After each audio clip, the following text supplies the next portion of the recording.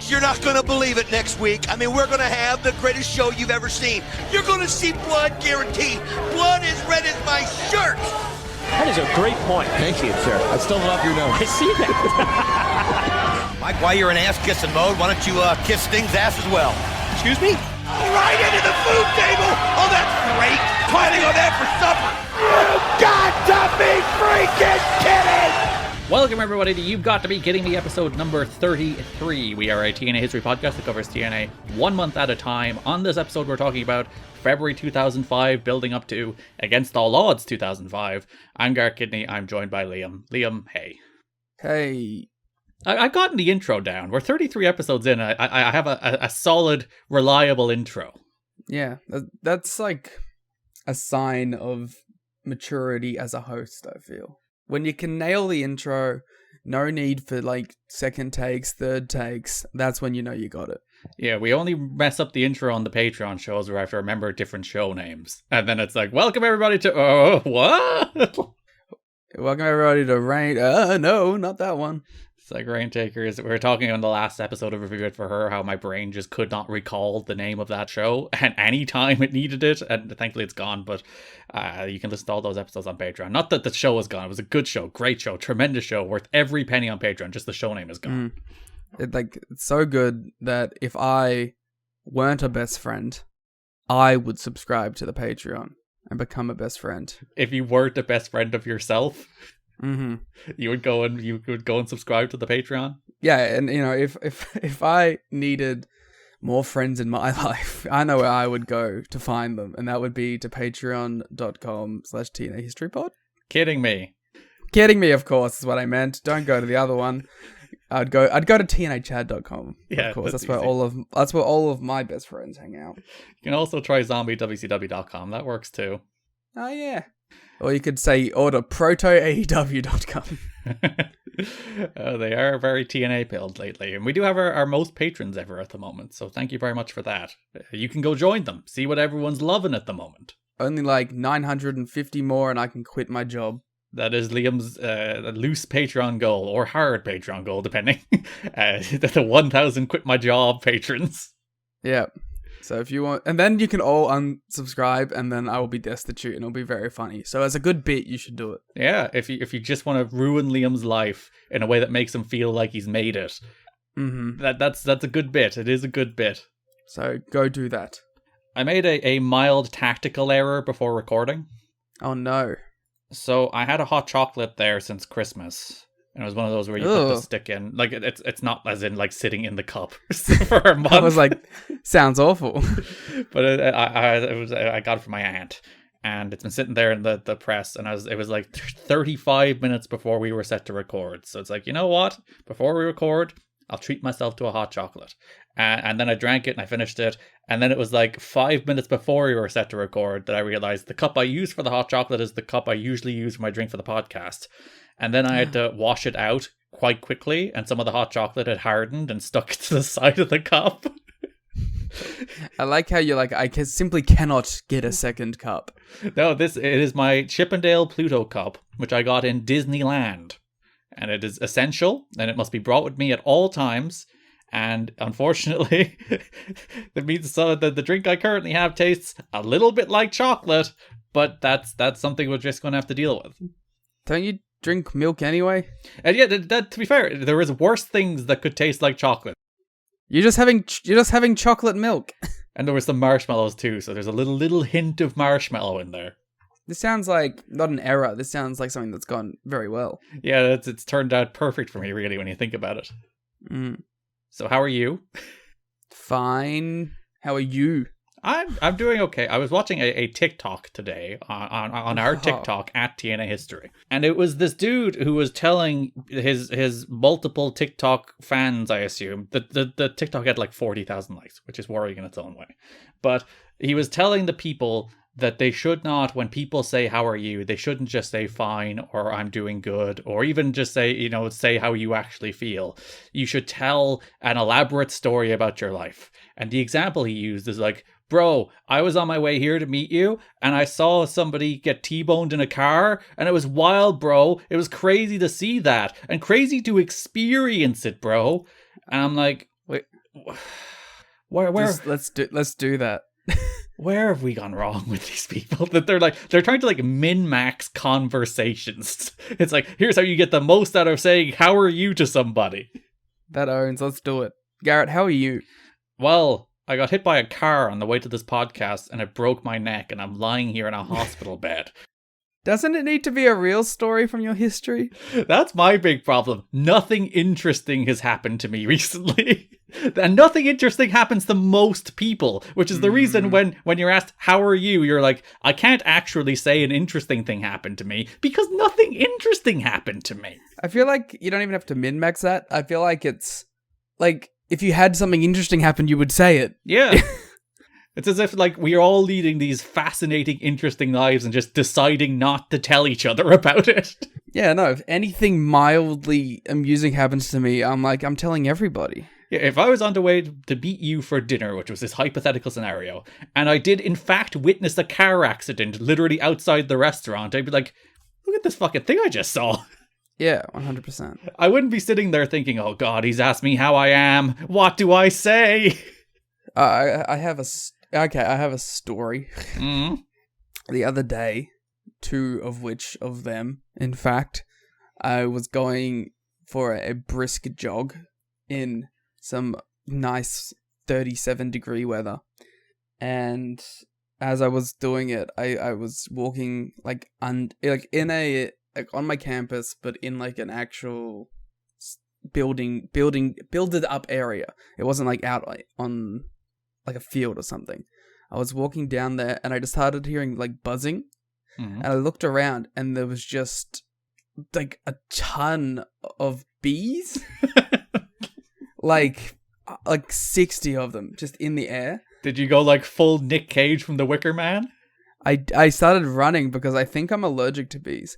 And so I started bolting down like the side of this building. So basically there's like a giant field in the middle, and then there's like building on one side, building on the other side. So I started running down the side of the building and I could just hear the buzzing following me the whole time, and I was like, ah! So I ran, cut a hard left, ran to the other side and started walking up the other side. And as I was walking up the other side, I hear the buzzing and they're on the other side too.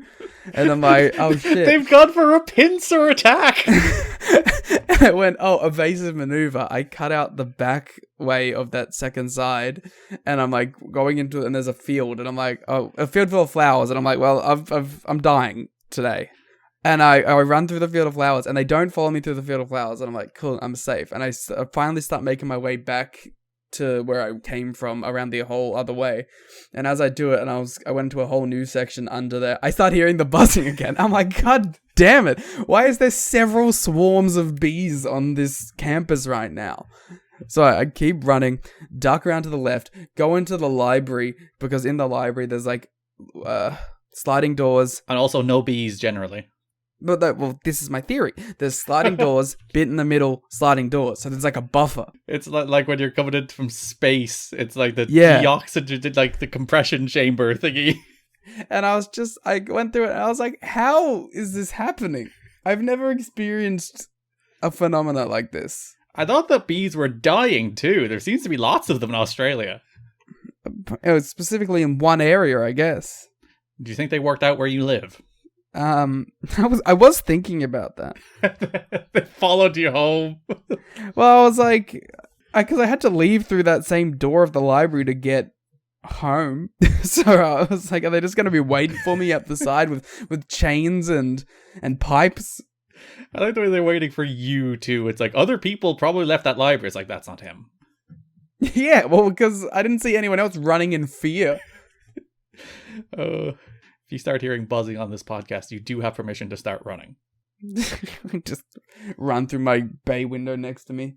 Carry the microphone with you, though, because it would probably be good content. I don't think the cord's long enough. So imagine putting Liam Runs from Bees in the title. Tremendous. That's good SEO. People love Bee Movie. Yeah, then you can put Jerry's Seinfeld in there too. Just put all the names of everyone in that movie. And the entire script to Bee Movie. I think people love that too. That is a good bit. People love the people loved it about 3 years ago. I don't know if they love it now. No, that's the way memes work. They just don't die. They go from funny to annoying and then spread from people who do it as a bit to people who don't get the bit and then do it annoyingly. It's like the Die Hard is a Christmas movie thing. Which started as like, no one was ever like, I have this revelation that Die Hard's a Christmas movie. It was a bit. People were like, what's your favorite Christmas movie? It's Die Hard. And then people were like, Die Hard's a Christmas movie. And they made like the serious part of their personality that Die Hard's a Christmas movie. It's like, no, it was a bit all along. Stop taking bits seriously. Yeah. It's like, I have that discussion with people because I don't like Christmas movies. And I'm like, I mean, it's Die Hard, but I don't want to have this conversation. It was released in June. Yeah, it's Christmas themed. It's fine. I'm going to start saying that Trains, Planes, and Automobiles is my favorite Christmas movie. There you go. Despite the fact that it's centered around Thanksgiving. That's more or less Christmas. It's only a month away. But you could literally replace Thanksgiving in that movie with Christmas and it would work just as well, if not better. Yeah. So that is now my favorite Christmas movie is Planes, Trains, and Automobiles. And now in 5 years, there will be people earnestly arguing that that's a Christmas movie and you'll be annoyed. Yeah. I won't be annoyed because I'll be like, this is my legacy. This is what I've left on this world. I saw the tweet of the guy who did the dog sitting in the burning room, "This is fine" meme this week. Oh yeah, that guy. And he was like, that meme is 10 years old this week. And I really don't know how I feel about that. In that, like, this is my defining legacy. This meme, which took off and still persists 10 years later, which is like, that's a thing. Like, that is more of a legacy than most people have, but also like that 6-panel comic defines him, but also has made him money. So it's the complicated legacy of making something people like. That's what our legacy is going to be. Yeah, when we're freaking 15 years deep into this podcast, we've run out of TNA to cover, and we're still here. What a dream! I like to imagine that we have diversified our production at that point. No, we'll just be a weekly Impact review. Oh, gosh. When we eventually actually catch up, it will be a weekly Impact review show in the year 2035. I think like a wave of anxiety just hit me. You can relieve your anxiety by heading to tnachat.com. I think you're going to be like, we're fucking HelloFresh. I haven't checked if we have an ad read. If we do, it'll be added in post. But you can head to tnachat.com where we had a ton of content over the holidays. We had our 2004 TNA draft, which, spoilers, Liam won. Oh, I did. I'm the best. Liam has finally defeated me in a draft. It is now 2-1-1 in drafts because we drew a Ring of Honor AEW draft. But I still have the winning record. That's all that matters. But you know, if we look at the statistics, I feel like mine always get more discussion. I am the silent majority. It's classic. Yeah. We also had our 2014 end of year award, so you can hear us talking about the best of TNA from 2004, or perhaps the least worst of TNA in 2004. It's like 4 good things. We also wrapped up Review It For Her, so the last episode of that is up. We also did Reign Takers on Wrestle Kingdom 7 from 2013, plus plenty on Wrestle Kingdom 17 from 2023. That's this year. That is this year's Wrestle Kingdom. And also, if you missed it on Christmas Day, free on the Patreon feed, you can listen to our Days of Thunder crossover episode covering the second World Wrestling All-Stars show. All of it has been in your Patreon feed over the last month between episodes. TNAchat.com, patreon.com/kiddingme. Our next Patreon review show will be covering 2012 PWG. So we'll do the year of 2012 PWG. Then we'll do the first season of Lucha Underground. Then we'll do 2013 PWG. Then season 2 of Lucha Underground. Then we probably won't keep going on PWG. We'll probably go somewhere else after that. But then every second series after that will be the rest of Lucha Underground. So those are our upcoming plans on Patreon and the recent stuff you've gotten on Patreon. Also, show notes, full show notes on all of February 2005. Also, the ad-free episode is up there as well on the $1 tier. All of that, tnachat.com, patreon.com/kiddingme. Wahoo. I guess before we get into the episode itself, this is the first time we've recorded the main show since the passing of Don West. Tragic news that hit right at the end of the year. I think it was December 30th. Of course, this show named after the iconic "You've Got to Be Kidding Me" call of Don West, which Tom Hannafin paid tribute to actually over the weekend at Hard to Kill. If you watch Josh take that big bump off the ladder, there's a "You've Got to Be Kidding Me." There's actually 2 of them. I guess like from before we like delve into why we like Don West, it was very heartwarming to see all of the people that he's worked with come out and say such nice words about him. Yeah, it's said often like a guy nobody had a bad word to say about, but it really seems to be true of Don West that not a person on earth had a bad word to say about him. Everyone that he worked with seemed to come away from working with him with nothing but pleasant experiences, which is a rare thing. Yeah, there's a full show on the Wrestling Observer feed with Mike Tenay. I think it's free as well. I don't think it's for subscribers. I believe it is free. Where it's just an hour of him and Dave and the Garrett I resent in the wrestling for no other reason than he's pushing into my Garrett SEO. And other people are like mentioning other Garrett. It's like Garrett and Dave. It's like, me? It's like, no, the other Garrett. God damn it. But there's a lovely 1 hour episode with Mike Tenay, just sharing memories of Don West and memories of calling shows with Don West. And it's not, honestly, it's not really about Don West, the wrestling commentator. It's obviously more about Don West, the person, the human being, the man. And it's lovely to hear those perspectives. But yeah, like even like I honestly didn't expect WWE even to say anything, and it was very nice that they did a shout out on SmackDown. Like AEW did the graphic. Impact obviously did a 10 bell salute before Hard to Kill, as well as a video package on it. It's just nice. Like we talked about a few, like probably like 10 episodes back at this stage, about how Don West really wasn't appreciated in his time. Like he got an unnatural amount of hate for a guy who was, as we covered on this show, by 2003 already a good announcer.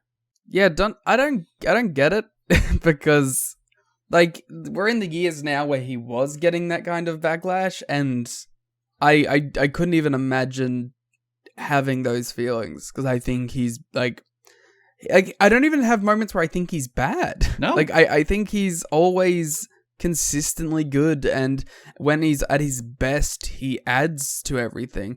I like the kind of hybrid of like Mike Tenay's analytical style and then Don West brings the emotion to it, and I think that's a great combination. I couldn't imagine watching this and going away with the take that this guy's not good at what he's doing.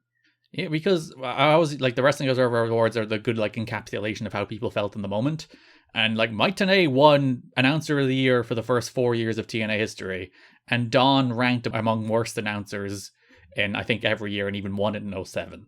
And it's like, it just truly boggles my mind that people saw those two sitting next to each other. As you said, a perfect professional wrestling announce team, where Don brings the energy, the enthusiasm, Tenay brings the knowledge and like the ability to call moves and bring that extra historical context. Like they perfectly cover off each other's shortcomings. They make the person next to them better. Like Tenay was never as good an announcer with Taz as he was with Don West, and I think very, very highly of Mike Tenay. But that's like an indisputable fact. He was a better announcer with Don West next to him than he was with Taz, and some of that is because he was calling a better product. But even that, some of the product was terrible in like 07, 08, and he still was a better announcer with Don West next to him. Don West made the guy better because Don West was great at his job.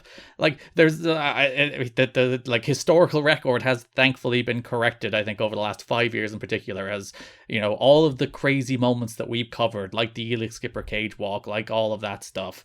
Like when people watch that and just see the Don West reaction and hear the Don West reaction and realize he elevated that, he made it better because he was damn good at his job. And it does warm my heart that they didn't get the love they deserved at the time. Well, Tenay did, Don West didn't, and over time that did correct itself. And I think we see a lot of it personally just from posting Impact clips to the Twitter account. You'll get so many people going, wow, Don West was so great. What a call by Don West. Mike Tenay and Don West are so good together on like all of these clips that we post. So you can tell that like people now perhaps separated from the product at the time, because maybe that was some of it. They were projecting their views of the product onto Don West at times. And maybe now that there's some space between the product and the person, that they're able to just acknowledge how good he was. But the thing I enjoy the most about Don West is I felt like from 2002 to now, we got to see someone and hear someone, more appropriately, fall in love with pro wrestling. And I think that is such an interesting dynamic to see on a product like this, and something that I don't think you've ever I don't think that's ever happened before, where you've been able to see someone become a fan of pro wrestling through being a part of the show. And I just think that's so interesting. That's so compelling. And I just got to give props to that, because that's a really fun thing to be able to do. Yeah, and I think that's maybe part of the reason people didn't like him, that it was a little gatekeeping-y, that like he wasn't a wrestling fan. He knew like the broad strokes of wrestling, but he was never like a big wrestling guy. He wasn't even like a television sports announcer. He came from the world of selling stuff on the Shop at Home network. So I think there was a little bit of people that expected him to be terrible. And I don't even think he was ever terrible. Like, even when you listen to the early shows, he's very excitable and it's a very different kind of announcing, but I never thought he detracted from the show. Like, when he's going nuts over like basic wrestling moves, it does make the basic wrestling moves seem cooler at the very least. It doesn't detract from the show that he's like, I've just seen a Hurricane Rana, and that is the coolest thing I've ever seen in my life. No, it adds to it. Like that, and that, like, there is an earnestness to it. There is a sincerity to it, because I think that the big point of comparisons people have drawn for like the influence of Don is Pat McAfee, and for me, the big difference is Pat feels like he's performing. And he is. Like, he's performing that enthusiasm. He's going out there and he's performing being like that high energy. And I think that's just who Don was, which I think made Don stand out all the more. That, like, he's not doing an act. He's not playing a role. He is going out there and he is sincerely, enthusiastically enjoying the things he's calling. And as I said, that just elevates it. Don West felt genuine. And that's something that, like, you can't really recreate. I also watched his, like, heel turn the other day. Oh, it's great. And I was sitting there and I was like, man, this guy would have been a tremendous manager too. Because he did the babyface managing act with Red, which was like, he only did it for a couple months because it's one of those things that got lost in the shuffle as Hogan and Bischoff came in, because he did it toward the end of 2009. And I thought that, like, there was so much potential in that act as a babyface. But as you said, like, he did that heel turn, and I'm excited to listen back to, like, full shows of heel Don, because I actually think he was really good in that role too.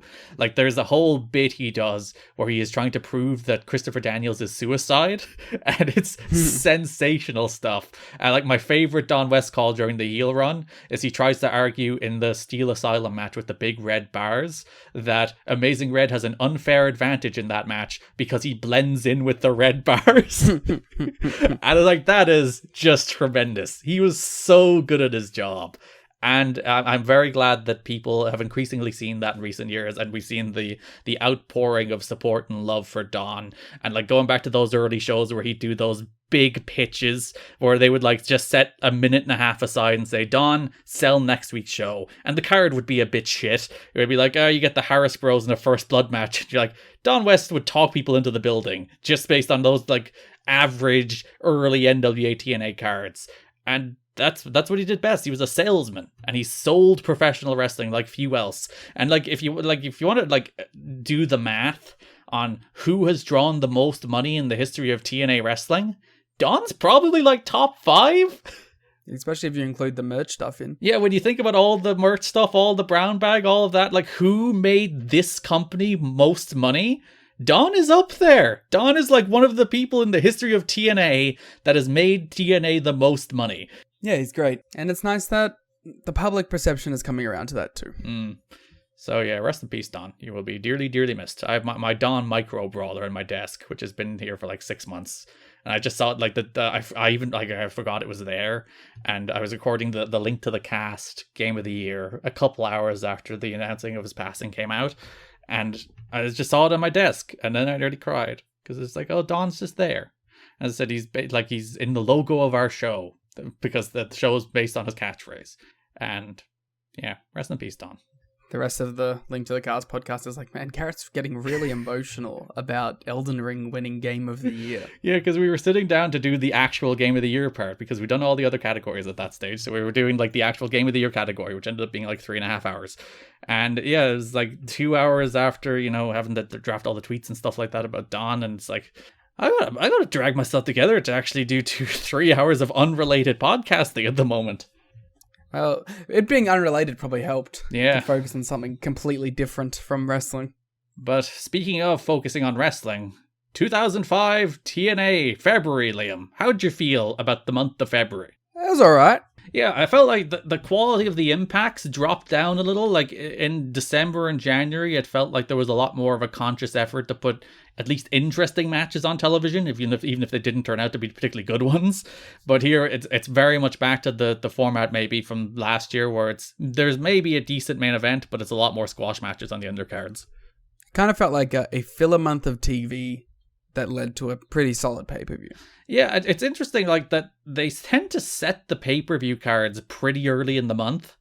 In that, like, we did have the top 3 matches, in fact, I think we already had Abyss and Hardy, Styles and Daniels, and Jarrett and Nash set by even, like, the end of the first Impact. And then they just kind of, like, job done, matches made, instead of, like, really building to it, which I think might be the biggest criticism. Like, they don't really hard sell the matches they make. The matches make sense, and they do some build to varying degrees of effect, but there's not really, like, the hot angle for these matches, is there? They don't really, like, start a build at the start of the month and work it all the way up to the pay-per-view. They kind of just go, here's what's happening at the pay-per-view, and then they build backwards. It's like, here's the matches and then some stuff, and then we'll do the matches. Yeah, which I don't know if it's a bad thing necessarily. Everything did kind of feel like worth it. And then, like, you would ask the question, like, they basically set the Cash and Hoyt, not Dallas, Cash and Hoyt against AMW match very early in the month, and then didn't really build to it. But then they're also like, how much more build do I want to a Cash and Hoyt against AMW match? And, like, plus that's kind of a combination which has a little bit of history too. So you can kind of just go, these guys are back at it again. Yeah, from the first episode of Impact where they did the tag title change.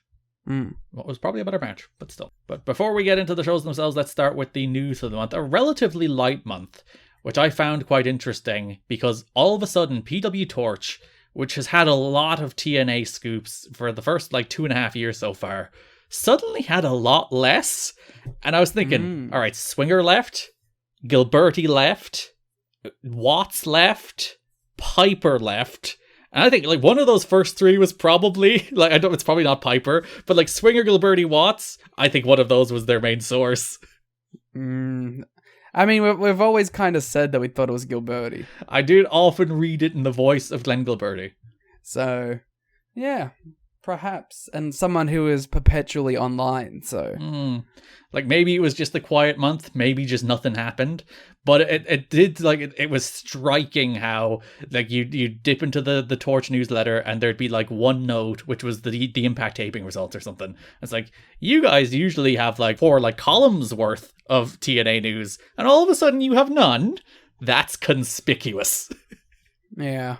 It would also perhaps, like, you know, maybe the company's just flowing a little bit. People are happy. Everyone's kind of knows what it is, where they're at, and they're just doing their month of TV. Because it's also only a month. Like, we can't set up a whole... Like this could just be a random month in the mix where not a lot happens. So, if we go to next month and there's triple the stories again, then we'll know that, like, oh, it was just this one time. We have to see if a pattern emerges. That's true. We have to keep an eye on this. Because who else will? The main story of the month, Scott Hall missed the February 1st TV tapings in Orlando because he was hospitalized after partying way too hard on the way back from a show they did in Korea. They showed a couple of clips of that Korea show. They showed Jarrett defending the title against an unnamed opponent in the main event. It was actually AJ, but I guess it makes sense why they didn't want to. I was really trying to, like, work it out, and I was like, oh, it's AJ, and then I was like, put 2 and 2 together. It's like, oh, they don't want to show AJ losing to Jarrett. Which was probably the right call, but it's like, yeah, Jarrett goes all the way over to Korea to defend the NWA title, and they do everything in their power not to show who he's defending it against because it is AJ. But on the way back from that, apparently Scott Hall got very, very, very drunk and had to be hospitalized and missed the taping. He was supposed to be on the pay-per-view on Against All Odds. It was supposed to be Hall and Bobby Roode against DDP and Monty Brown, which is actually originally pitched as a singles match. It was they were kind of lucky they pivoted to a tag in the first place. It was meant to be Hall against DDP in the first place, but they pivoted to a tag. Hall obviously missed the show. They kind of loosely explained it. They were like, Scott D'Amore has bought out the contract of Scott Hall and put Eric Young in the match instead. I'm like, Really? He just has faith in EY. He really does, despite the fact that they lost the tag titles last month. But, you know, they are an established tag team, so maybe he thinks that tag team continuity is more important. So there is some conflicting news about like just the kind of shape Hall was in, but by all accounts he was relatively clear-headed on the shows. He didn't seem to be too bad, but the thing apparently is that he cannot handle overnight trips because, as we talked about, he lives 15 minutes away from Universal, so he's just like literally popping down to the theme park, doing his match in Angle, and then going straight home. Whereas like a long trip to Korea, he has a lot of time by himself and a lot of time where he has to probably fill dead time either on a flight or before shows, and that seems to be, and like apparently like he admits that according to the Torch, Hall doesn't deny his lack of ability to control his impulses. He admits he's an alcoholic and practically begs people not to let him go on trips at this point in his career, but the offer was made and he took it, and it backfired on everybody because he needs to be around his support system. He needs to be around his family and his support group, and when he's not, incidents like this happen and he misses television tapings, and like this is the end of Scott Hall's run until 2007. Until then he no-shows another show then. So that this is obviously, Scott Hall passed away last year. That it's no secret the demons Scott Hall has battled long throughout his career. And like as we were mentioning, we were enjoying his work. Like he wasn't blowing the doors off the place, but he was a welcome presence on the show. And it's just sad once again his demons have gotten the better of him. Scott Hall kind of like has this, maybe not unknown, but like this not talked about entire history with TNA. He's like kind of been a semi-consistent presence. He was there at the beginning.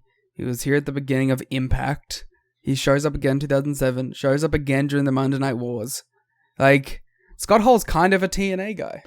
Yeah, for a guy who's probably made 20 TNA appearances in his life, maybe 30, he was on a lot of the important shows, as you said. He was on the very first show and he was one of the major stars. He was a surprise return on the first major pay-per-view. He headlined the second pay-per-view in the 6-man tag. And as you said, he was part of the most watched segment in the history of the company, which was the Hulk Hogan debut where him and Waltman tried to get their jobs back or whatever the hell that segment was about. But like he was part of that segment. But that most watched episode, most watched segment in company history, Scott Hall was in. So for a guy who, as I said, probably made 30 appearances in company history, he certainly chose him. You know how to pick his spots. Yeah, this is the end of Hall. He was pulled from the pay-per-view match, obviously, and he does not appear again until 2007, in which he is pulled from another pay-per-view match, and then does not appear again until 2010. Yeah, that's just how it goes. Final Resolution is estimated to be doing 25,000 to 28,000 buys on its original live run, most likely both due to word of mouth and because they pushed the replay hard on television. Because Dave notes that notes that Turning Point particularly got a big boost in replay buys, probably based off the strength of the XXX AMW cage match in particular. But he even suggests that like no company in the history of wrestling seems to have done like a larger proportion of their pay-per-view buys on replay than TNA has done. So there's a lot of like strong word of mouth coming out of these shows, driving buys and kind of the days after the show. It's probably a lot of people who maybe didn't even know about TNA, but then have heard all the hype surrounding these big moments and are like, well, let's go give it a shot.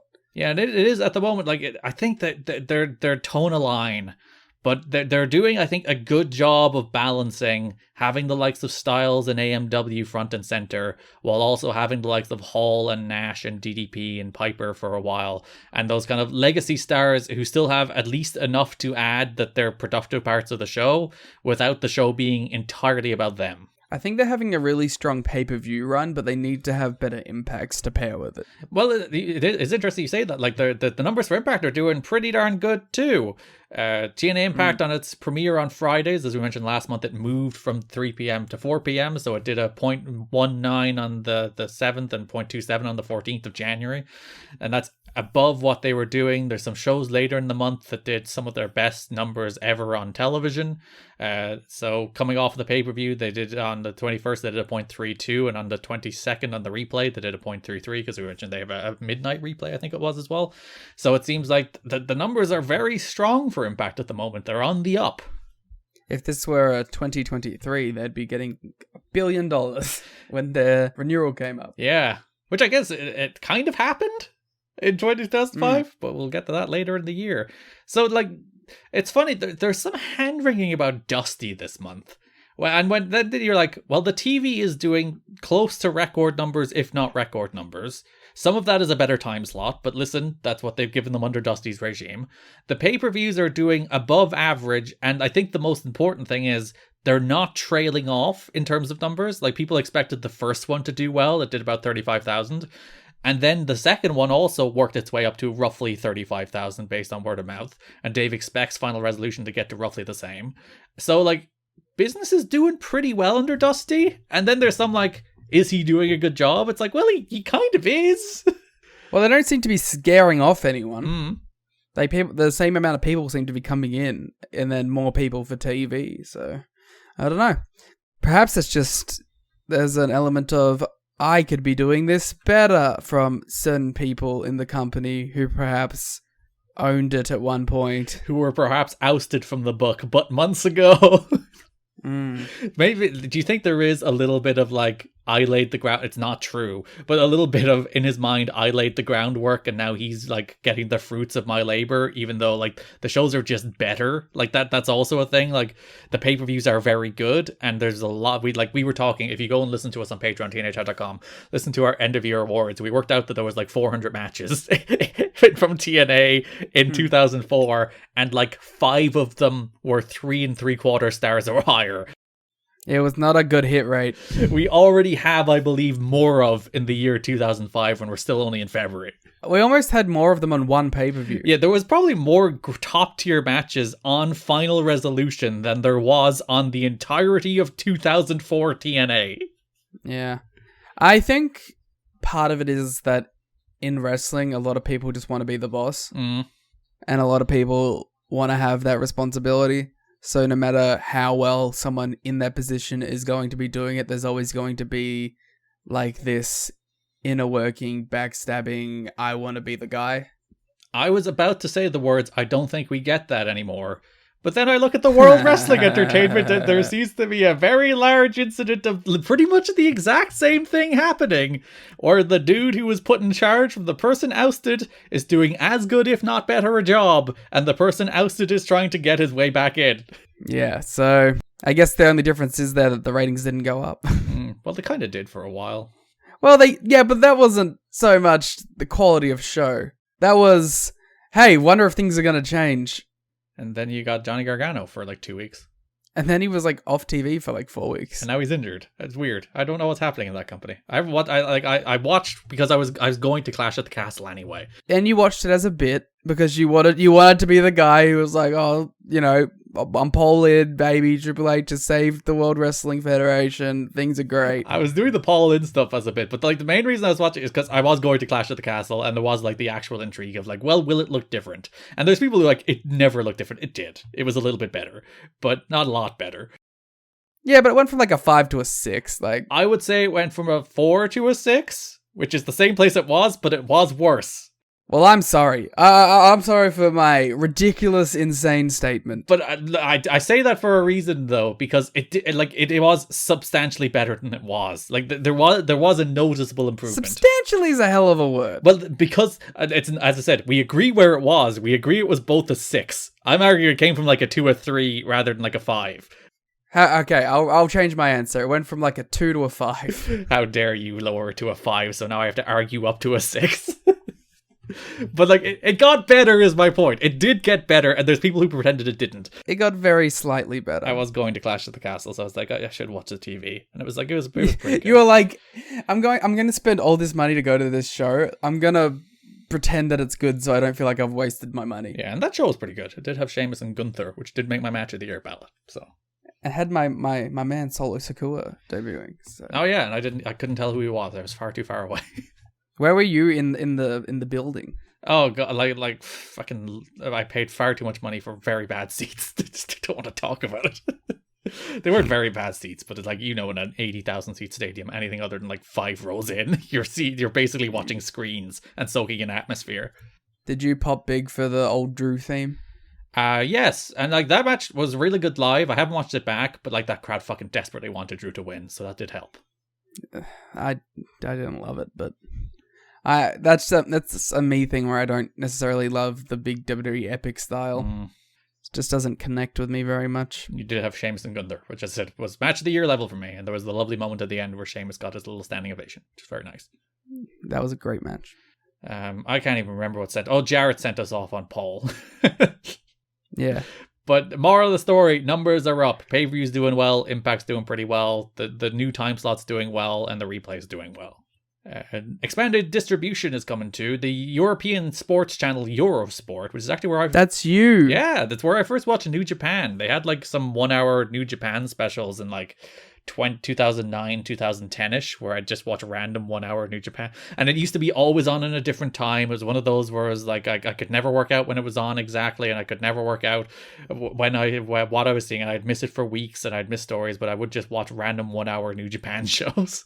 I feel like Europe just like had a randomly easier time to getting to Japanese wrestling than most other places. Because we did have the wrestling channel during this period, which is where TNA is airing regularly at this stage, which had, I don't know how much Japanese wrestling it had, but it had some.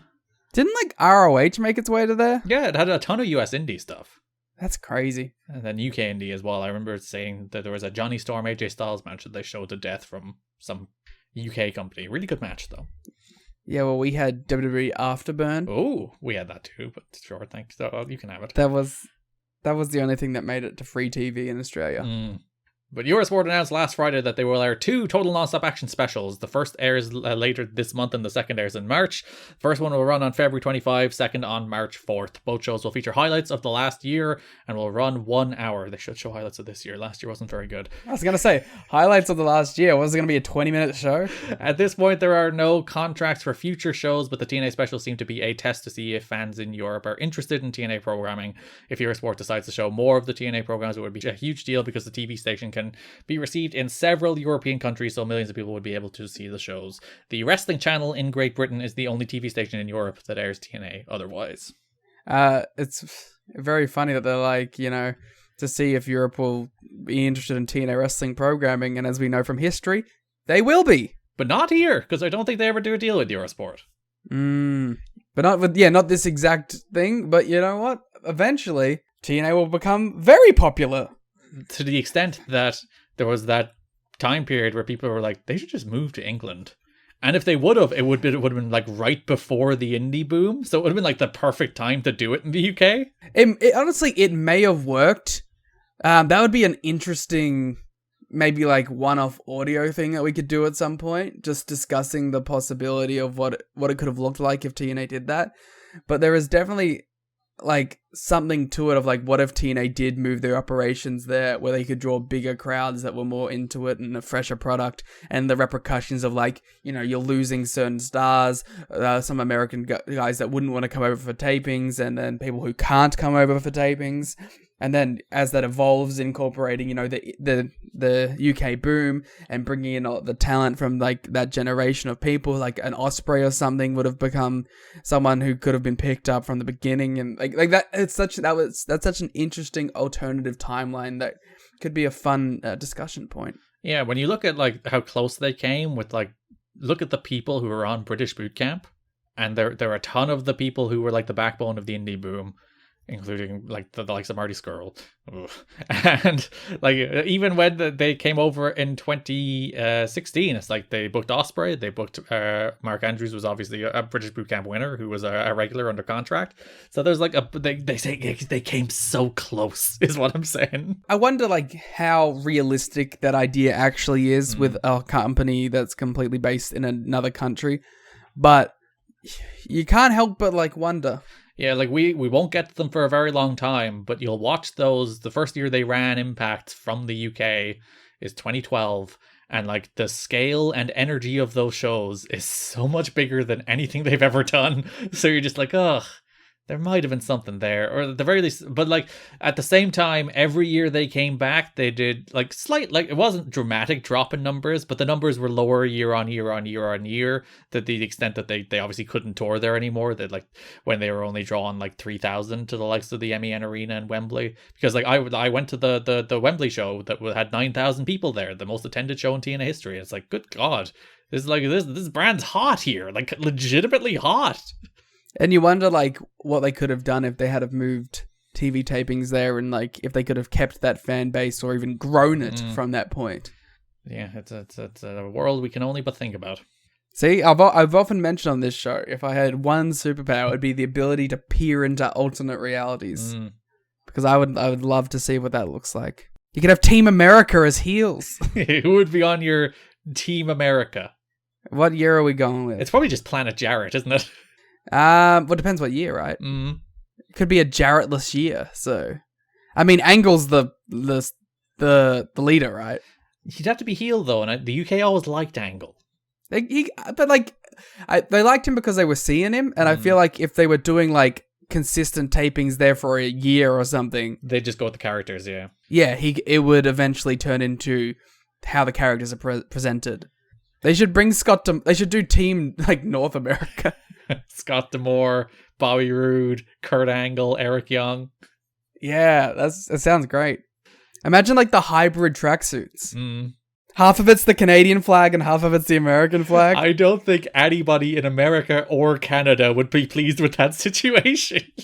But guess what, Garrett? We don't care about them anymore. We're in the UK, baby. On the topic of Canada, they also announced that they would be getting airing Fridays at 8:30 p.m. Eastern Time in Canada on RDS starting February 4th. RDS is a 24-hour French language all sports cable network that broadcasts in Quebec. Is that their first Canada deal? They had some pay-per-view deals that aired like on delay and stuff, so it's not the first time they've been on Canada. It might be the first time they've been on TV in Canada, but I'm not sure. Which is, again, kind of a pivotal moment because we were just talking about, how feasible would it be to move a company to a completely different country. Yeah, there's the 2017 move to Canada movement as well. Yeah, so I guess in a way they did kind of do it. Yeah, just to a different place. The 2012 move to England movement and the 2017 move to Canada movement. Yeah. So on Dusty, there is a lot of internal debate regarding Dusty Rhodes. Jerry Jarrett, who pushed for Rhodes to get the book, has been raving about the job he's done, crediting him for the great pay-per-view shows and increased ratings. Others believe Rhodes has produced TV that doesn't insult anyone's intelligence and builds to the pay-per-view shows, but that Dutch Mantel's TV was doing the same thing. Okay, so the people believing that were Dutch and Jeff. Yeah, I was like... I will say, like, I don't think their TV insulted your intelligence. It wasn't, like, illogical. No. It was just bad. It was just boring. It wasn't the case when we sit here like, this made no sense, this didn't add up, why did they do this? It's like, it was logical. You can give them that bit, I guess, but it's just not good. Yeah. The feeling is the two great pay-per-views were not so much Rhodes' great matchmaking, since the last pay-per-view on paper didn't look really great, but so many of the wrestlers overachieve from what you'd expect. Perhaps Rhodes' football coach speech before the show helped out. He's been given these big rah-rah speeches before the pay-per-views, firing people up, which some have thought veered too much into, like... Did you read the statement Yves Guillemot put out this week? I don't know who that is. He's the president of Ubisoft, or the head of Ubisoft. Oh, yeah, I know the guy now. I didn't read the statement, though. So the Ubisoft put out a statement this week where they were like, we cancelled 3 unannounced games, we're doing quite badly, none of our games have been hits, blah, blah. And then Eve's statement was basically like, the ball's in the court of the employees to turn this around. And I'm like, excuse me? Okay. It's like the shit show managed company and the ball's in the court of the employees. It's the employees that's letting the side down here. And there was apparently some of that kind of reaction to some of these Dusty speeches. It's like, we've done all we can. Now you've got to do your side of it. It's like, excuse me? Yeah. Well, the speech must work. Ubisoft is up 1.32% on the stock. Only after their stock dropped to, I think, 10-year lows. Oh. And like to be fair to Dusty's big speeches, I think we mentioned last month, you watch these shows, they do not look like shows from people who don't care. They look like shows from people who do care a great deal and people who are trying real hard. And there's a red hot crowds for these pay-per-views in particular, which I think is like the biggest missed opportunity for the TVs, because I think the crowds are also hot for the TVs. They're just watching like 3-minute squash matches over and over again. Whereas if you put some good stuff in front of them, you'd probably get some damn good TVs too. I mean, like, you put Styles and Daniels in front of them and it brought up the match. Yeah, because they only had like a quick 10-minute TV match. It was like even more of a story match than anything else. But it was like a fun TV match. You really only need to give them one. Just give them one an episode. That's all it takes. If only you had some sort of division that you could focus on to give great TV matches that don't necessarily have to mean or take or lead to anything. Some sort of X factor in this division. So, like, the argument against Dusty is that the wrestlers are doing all the work and Dusty doesn't deserve the credit. To which I would say, all these wrestlers were fucking here last year too. That's kind of an asinine perspective. Because then do you say that about every great booker of all time who drew money, like millions of dollars because like they worked out how to utilize their talent? Like it's a give and take. It's you learn. It's finding people who have star potential and then also using them in ways that emphasizes that and leads to people wanting to pay money to see them. Yeah, because I think that, like, the biggest promoter that people would point to that like made the most out of the least is maybe Paul Heyman. Yeah. And even then, you look, like, he had Rob Van Dam, he had Sabu, he had Raven, he had Tommy Dreamer, Shane Douglas. He had people with a tons of talent. It's not like he was dealing with absolute shite. He did a great job with them, but it's not like, you know, he was going out there with the most wooden, bland, terrible wrestlers and turning them into mega hits. It's like he was going out there with, like, diamond in the rough kind of oddball types, but people who had undeniable potential and talent. And that's always the case with pretty much any booker. Like, you know, Gedo was booking with the best generation of Japanese talent maybe ever. And do we take that away from him just because he had freaking Okada and Omega and Ospreay and Naito? You can throw it around the other way completely and have, like, you know, there's been eras of WWE that have had literally the most stacked pro wrestling roster of all time that have done shite. Mm-hmm. So it's like, it goes the other way. It's like, you can have the most stacked and incredibly talented pro wrestling roster with everything at your fingertips and the ability to grab anyone you want and still not put on a good show. Like, that's the give and take, you know what I mean? Yeah. It's like, and, you know, you can even look at Gato too, with like what we've been watching with 2012 and 2013. It's like, he has some of the best pro wrestlers of all time, but he also has a roster of 14 people that he needs to use appropriately so that matches don't get burnt out and so that people are still interested in people like your Tanahashis and your Nakamura's, and you use them in ways that don't kill that. Yeah, so give Dusty credit. Stop trying to take away just because you're perhaps petty and spiteful and want his job. I do want his job, to be fair. In 2005? Yeah, I'll take it. But like, seriously, like, the biggest argument against there is like, oh, it's only the wrestlers. It's like, all these wrestlers were here last year, all of them. And other than like some of the big stars who only came in toward the end of the year, it's like, you have your AMWs there all year, you have your AJs there all year, you have your Sabins, you have your PDs, you have all these guys, you have your Hardys. All those people were here last year, and last year stunk. So unless you are literally AMW, AJ Styles, or Raven, you shouldn't be making this point. There are still some hard feelings regarding Dusty Rhodes lying to everybody about Abyss when he made a surprise return at the pay-per-view, which I do agree with. It's the classic work people for no reason. The goodwill Dusty lost by lying to everybody wasn't worth whatever he gained by nobody knowing Abyss was backstage at the show. We're supposed to be loyal to the company, but they lied to us about something that stupid and pointless. Don't work the boys and expect respect. Oh, what a line. Can we put that... Can we underline? Can we bolden? Can we make that something that pro wrestling bookers in 2023 understand? Don't work the boys and expect respect. Ugh. I want that tattooed on my body. Especially for, like, the Abyss one was particularly stupid. Because they were like, he doesn't work here, he's not supposed to be here. And he was off TV for 2 weeks. Like, there's nobody who was watching this show week to week who was like, where's Abyss? Like... And it's not like it's fucking Jeff Hardy, you know what I mean? It's a guy who's been with you the whole time. It's like, ooh, but there was rumors he was leaving, and he's not. People in the dirt sheets were so surprised. The thing that I think ultimately ends up sinking Dusty more, Dusty also has 2 more ideas to create superstars. He wants to give Ryan Wilson the Goldberg push. Okay. A lot of people are against that one. With Hector Garza out of the picture, he also wants to bring in a Shocker as the Latin star because he saw him in the McDonald's commercial and thought he had charisma. So Ryan Wilson is Triton. We've seen all those teasers this month for the debuting Triton. The Matrix was a mistake. Like, it never should have existed. It influenced media for far too long after it came out. Yeah, we're in the period where if you look at all the right-wing grifters now, their new favorite thing is to say, like, the Matrix is real and that there's this conspiracy against them. Like, how could you watch this movie and so thoroughly miss the point? Yeah. And then you see here Triton with his big like Morpheus glasses and jacket trying to be a Matrix character. And his Ultimate Warrior logo. He does have an Ultimate Warrior logo. We'll be talking more about Triton next month when he actually debuts. It is ultimately like the biggest, most thorough flop of Dusty's run. But yeah, I don't think we'll be talking too much about him. and yeah, Shocker's the other guy he wants to bring in after obviously Garrett is out of the picture because of his legal issues. Which is such a fucking shame. Yeah, and as we mentioned, he doesn't work another show for like 5 years, and obviously then passes away. So it is a shame. Didn't Angel Garza do a bunch of Impact stuff? Yeah, he worked for Impact for about a year in 2017. And he was quite good in Impact, wasn't he? He was better in WWE than he was in Impact. He's one of the rare people who actively got better there. He's one of those weird guys that like had his best run in WWE. We were reviewing it at the time. Yeah, he had those matches against Leo Rush on NXT, which were absolutely fantastic. Which were the only things competing with Dynamite on an in-ring level at the time, too, it felt. Yeah, I think one of them won, like, Match of the Week. The prestigious Wednesday War Games Match of the Week award.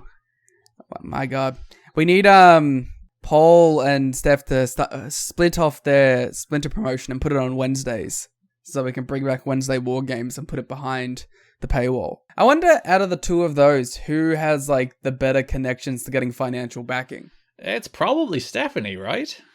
Like, yeah, like you would have to have some sort of deal where it's like, Steph, you can handle the business and Paul, you handle the wrestling. If only they did that with some other company. I don't know what you're talking about. Several TNA people, including Jarrett, Styles, Abyss, Don West, and Jerry Borash, were scheduled to tape an episode of WB's Blue Collar TV show on the 25th of January in Atlanta.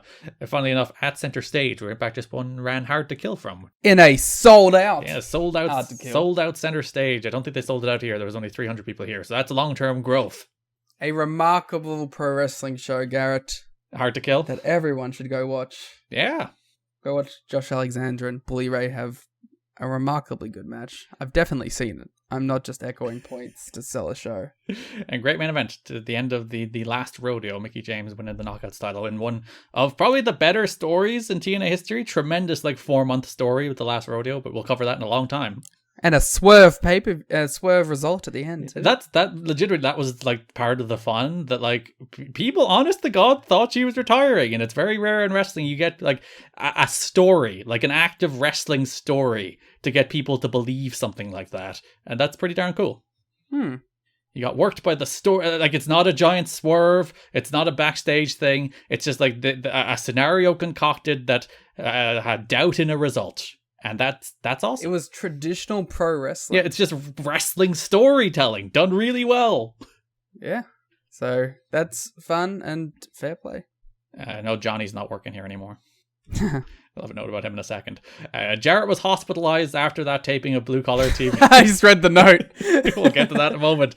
After he got a splinter in his eye. I'm surprised that hasn't happened more, either to him or the people he's hitting. Yeah, because it was from a guitar shot, splinter went in his eye, should have used a cello. Did you see there was a debate over if it was a cello or a viola in our mentions? I did, and Don West told me it was a cello, and I believe Don West. I believe that the man who said it was I shouldn't say man, I don't know. The person who said it was a viola did backtrack and admit to it being a cello. Yeah, so don't you doubt D-Dub's knowledge of string instruments. I've never seen this episode of Blue Collar TV. I know it's a sketch comedy show that had, I think, Jeff Foxworthy and Larry the Cable Guy are the two big names attached to it, which kind of doesn't make me want to watch this episode of Blue Collar TV, but... No, that doesn't appeal to me. And I like sketch comedy, but no. If I can find it, we might do it for Patreon. If I can't, we won't. I don't think we will. You can do it for Patreon. Sure. If I can find it, I'll do it for Patreon. Very good. The March 13th pay-per-view, both in Orlando, will be Destination X, and then April 24th is the debuting Lockdown. TNA announced the names. Is this going to be a lockdown where every match is in the cage? Well, you'll have to wait and see. Dave had one of those Dave lines in The Observer. I know you specified here that it was Dave. Which he got if he did this in 2023, he'd get absolutely crucified for. So Dave says in The Observer, April 24th is called Lockdown, which means Hall will probably headline. And I'm like, Dave! Like the Dave that I wrote in the show notes is not like attributing it to Dave. It's like an all caps Dave. That's a classic Dave, right? It there. is. Dave loves to chuck a bit of humor into his stuff. Yeah, He definitely has that kind of humor. He's also like an old man. it's good. The kind of stuff like he doesn't do it anymore because he knows he'd get in trouble for doing it. He still does it a little bit nowadays. Yeah, he sneaks it in every now and again. Remember like he did it with the Saudi stuff when it first got announced? Yeah, which was a sensational line from Dave, to be fair. God, I forgot what that was, but I remember that was like a big thing for 2 days on Twitter. And you had the exact same Dave reaction when you read Yeah. it. I remember that one was like, "God, Dave, you shouldn't say it." Johnny Swagger became the first TNA wrestler in history to ask for his release and get it. He's going to attempt to hook up with 01 Max before trying WWE. Fair enough. Johnny Fairplay, from one Johnny to another, got loaded and was thrown out of a Survivor reunion party this past week. I think he's playing to the gimmick. Jeff Probst, who put the show together, said that Fairplay was a great villain on the show and worked well as a TV rival to Rupert, but said that after this, he never wants to see him again for the rest of his life. And then another Dave line. This is from Dave. He's probably not the only person with those feelings. There is like multiple stories this month that like apparently Dusty's a bit of a fair play guy, but everyone's sick of him, so he never comes back to TNA. And he's even like flirting with WWE. He wants to replace Teddy Long as general manager of SmackDown, and they're also like, no, thank you. Yeah. I don't even think he does much Survivor stuff. I think Jeff Probst really stuck to that. Well, like, because the only thing I saw him do afterwards was the Fear Factor. Yeah, because I know like Survivor absolutely adores bringing people back. It's their favorite thing in the world to do, like all-star episodes and seasons bringing back contestants from prior years. I think the last season he did was 16, which was 2008. I don't know much about this kind of television. Mm-hmm. Is the challenge just like a Survivor knockoff? I've never watched The Challenge. I couldn't tell you. Because like that's like a giant show now, right? I only know it because it used to kill AEW in the ratings. Yeah, it's a big MTV show, but I think that's more like real world adjacent than Survivor adjacent. Okay, it's Road Rules adjacent, apparently. Okay, which makes sense. I guess. Well, he did do a season of Survivor after this, so I guess Jeff Probst didn't entirely stick to never seeing him again. But he feels like the kind of guy who'd do like 3 or 4. Like there's some people who constantly come back on that show. They keep bringing him back. They love him. And Fairplay's apparently not especially one of them. If you're like someone who's associated with being like one of the biggest heels in the history of the show. Yeah, you would have thought they would have went for the nostalgia play. It's not like he's old. He's still like in his 40s, I think, maybe 50s. I was just finding out what season of the challenge Leo Rush did. Mm-hmm. And he was on the 36th season of the challenge. There's a lot of them. Like Survivor does 2 a year as well, so like they're up in their 40s at this stage. Yeah. Breaking news, Garrett. Go for it. Better Call Saul has finally won some awards. I saw it's all the Critics' Choice Awards, is it? Yeah, Bob Odenkirk won Best Actor. Giancarlo won Best Supporting, and it won Best Drama. So, about goddamn time. The critics love it. Poor woman from Better Call Saul continues to not get anything. I already want to watch Better Call Saul. I started watching like 3 episodes last year because I watched 2 seasons of it. I was like, this is better than Breaking Bad, and then stopped watching because of course. Then last year I watched another 3. I started again because I knew I'd forget everything. I watched 3 episodes and like, this is just better than every other TV show. It just is. It's just made better.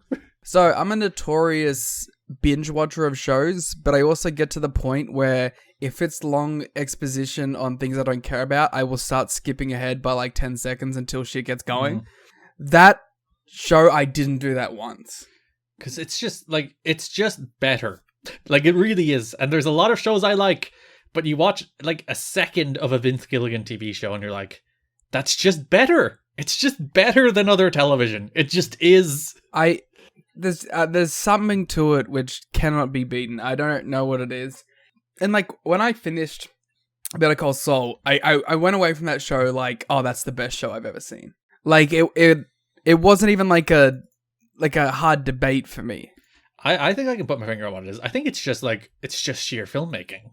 Yeah, it is cinema that has been transitioned into television. Every frame of that show feels deliberate and feels thoughtful and feels like effort was put into it. Every single frame of every single scene of every single shot in the entire 6th season or whatever run of the show feels like it has been handcrafted with intent. And you just do not get that in other shows. And it goes down to the writing too. Like, everything feels purposeful, everything builds to stuff, and it doesn't feel rushed or ham-fisted, it feels earned. And, like, genuine emotion, and I guess genuine in general is the emphasis of it too. Like, everything feels like real people. Like, caricatures of real people at times, but real people as a core. It's a remarkable show. Now, from one pinnacle of television to another. Let's talk about the month that is February 2005, building to Against All Odds. Starting with the world title picture, building to the NWA World Championship match between Jeff Jarrett and Kevin Nash, which started last month. Like the build to the Final Resolution 3-way was mostly a Nash and Jarrett build as well, so they've been building to this one for a while.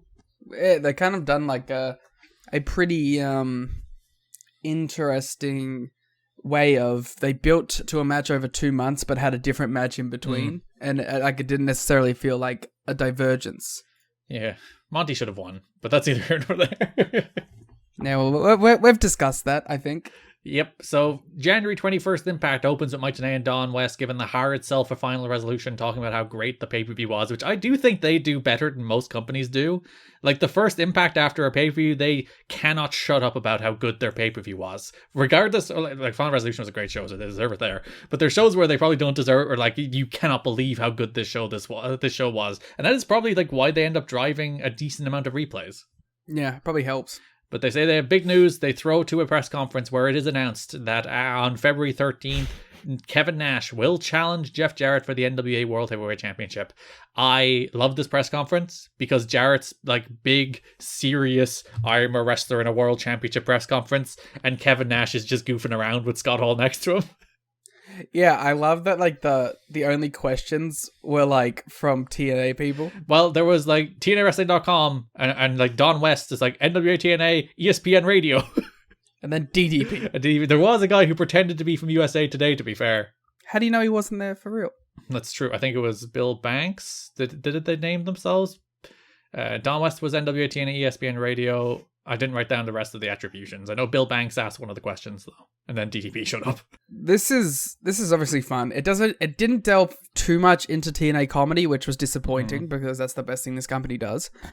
But I was, you know what, Garrett? I'm gonna sit here on this 2005 podium and I'm gonna say something good about Jeff Jarrett. Was it about his lime green shirt and pink and black tie combination?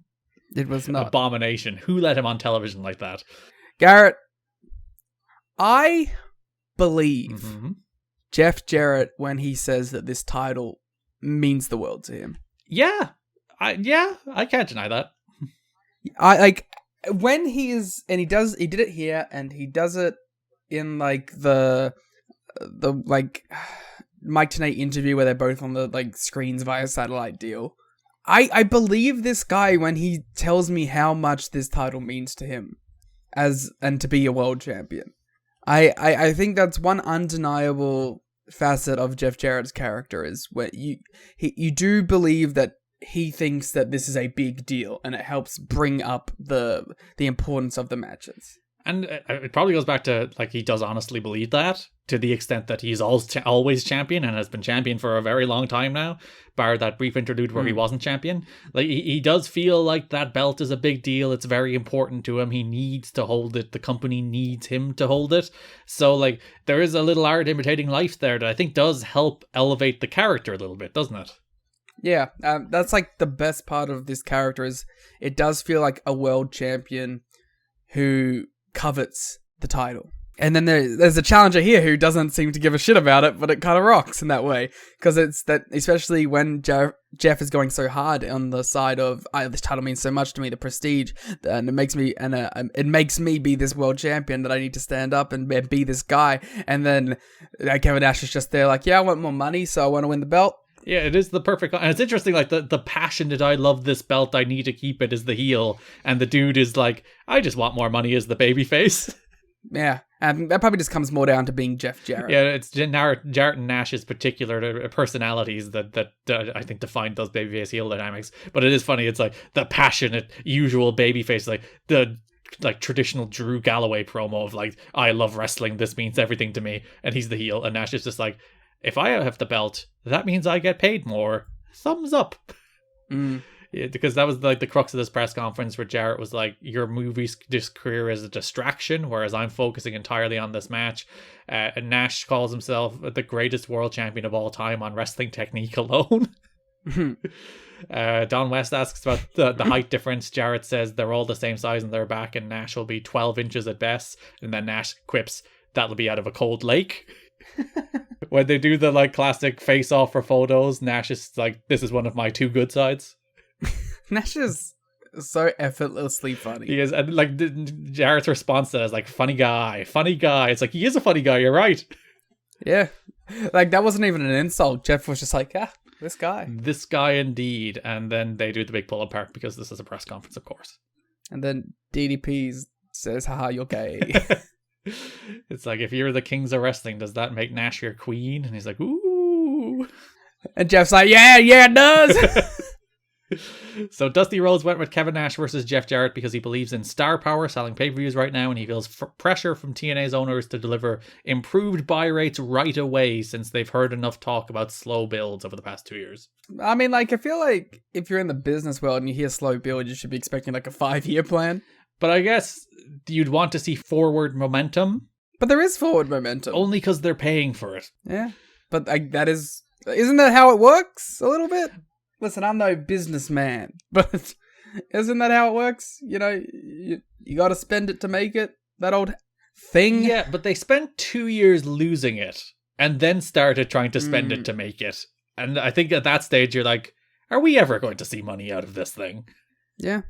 But, you know, it is slowly moving in the right direction. Slowly but surely, under the steadfast leadership of the American Dream. On the January 28th Impact, there was a brawl that Nash just watched on. He was kind of involved in the Hall Team Canada stuff, but that kind of went nowhere.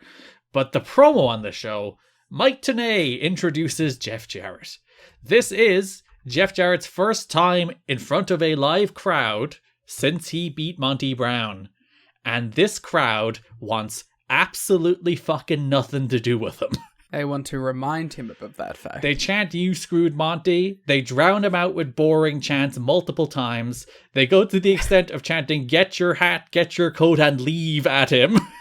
Like that has to be like a sports reference or something, right? There's no way they came up with that on the spot. Surely it is, but like, I think in wrestling we talk a lot about the idea of go-away heat, of X-Pac heat. This is literal go-away heat. Yeah, and I think a lot of the time it's just like, I don't like a guy, so I'm going to pretend he has go-away heat. Whereas here it is very much that audience in the Impact Zone. The first time Jeff Jarrett comes out to do his same old promo after he beats Monty Brown, that crowd want nothing to do with him. They don't want him to be there. Yeah. They don't want to watch him. They don't care about what he's saying. They don't care about his building for the match against Nash. They don't care about him talking about Nash's knees and all that. They just want him to leave because they wanted Monty to win and Jarrett retained. And it's not the good kind of heat. It's not the kind of heat that makes people want to see Jarrett lose more. It is the kind of heat that, like, we are done with you. I think it could be that kind of heat if the next match was Monty. If the build was to Monty eventually beating him, yes. But it is not. I don't know, like, since they're already planning to, like, take the belt off of him at this point, like, in the upcoming months, I don't know how, like, you don't see this and go, oh, it should be Monty who does that. We will talk more about that in the Destination X episode, friend. See, this is what we call a teaser in the biz. And there has been some Jeff Jarrett discourse recently because he has been objectively a very entertaining part of AEW television. Garrett, we have broken the formula. We know how it works. Garrett, who is Jeff Jarrett's father? His father is Jerry. Which makes him a son of a pro wrestler. Yeah. And as we know, the best way to get the son of a pro wrestler over is to make them a giant goofball. And what has AEW done? What have they done, Liam? They've made him a giant goofball and it works. The formula is there. It is concrete. It works every time. And you're even seeing it on WWE television with Big Dom Mysterio now. Exactly, Garrett. Exactly, goddamn you. He's thoroughly leading into the idea of just being a buffoon, and he is 10 times more enjoyable than trying to be a serious good pro wrestler. And like that is my problem with the Jeff Jarrett discourse is some people were trying to retroactively say he has always been good, which he has always been a good performer. You can never take that away from Jeff. He's always been a good professional wrestling performer. I think the general understanding that he's always been over pushed for his position. Yeah. Because if he was always a mid-card guy, he would have excelled as a really excellent mid-card guy. He has never been a main eventer. He has never been a world champion. Even in TNA, where he's like the only option, he'd be like, you fucked over Raven, you fucked over Monty. There's two other people like that should have won the belt from him, even at this stage in TNA history. So he's not like, he's not even, you can't even make the argument he's the only guy. It's like there's two guys who should have beaten him at this stage already.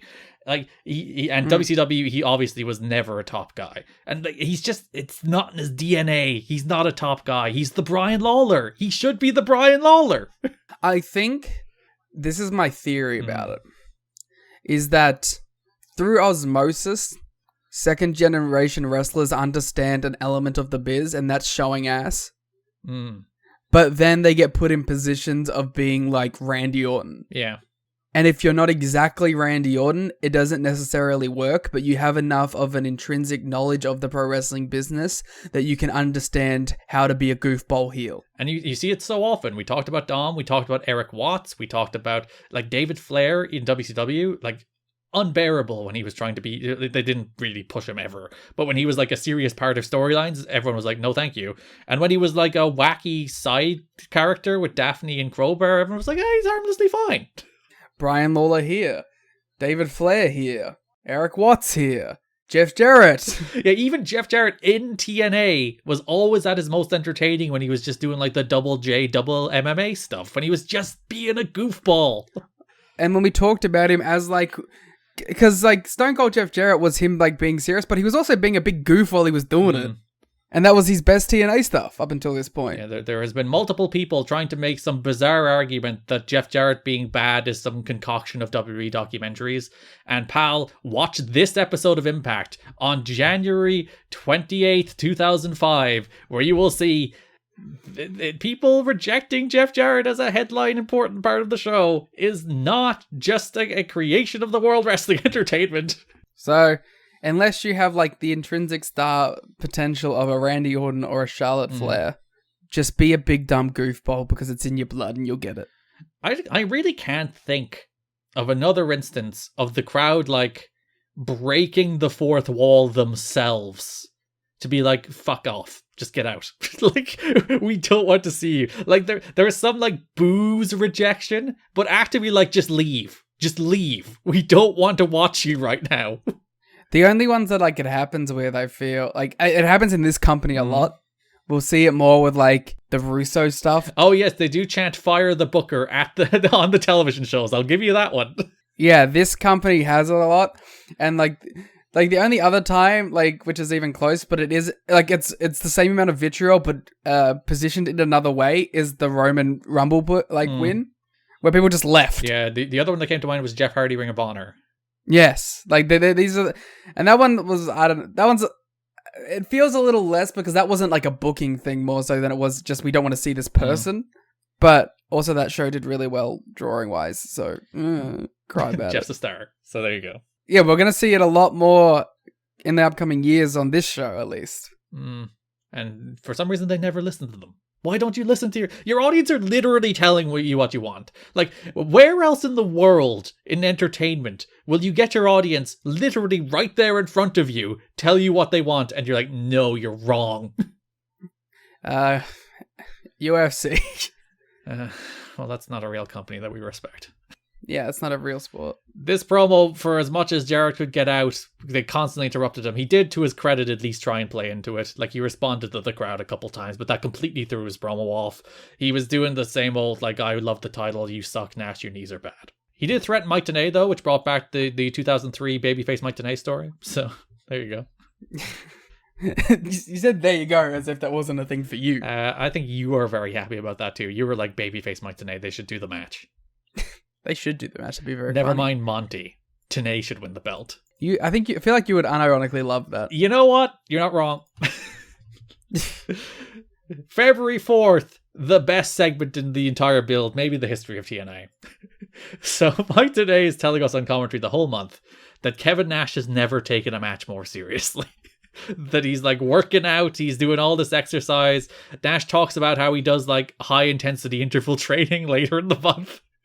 So Franchise is sitting with Kevin Nash, who is getting a massage. He's wearing a towel, he's getting a massage.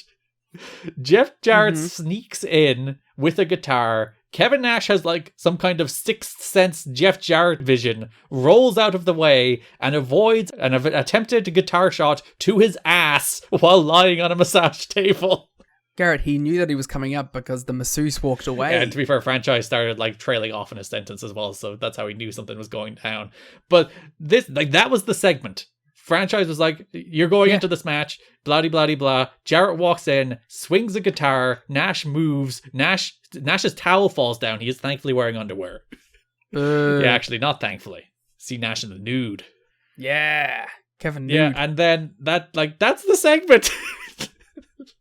This is the best pro wrestling world title build I've ever seen in my life. And then this show ends with Kevin Nash still wearing a towel, walking in slow motion into Jeff Jarrett's locker room, and then the show goes off the air. And of course, I can't wait to find out what that was about. We never do.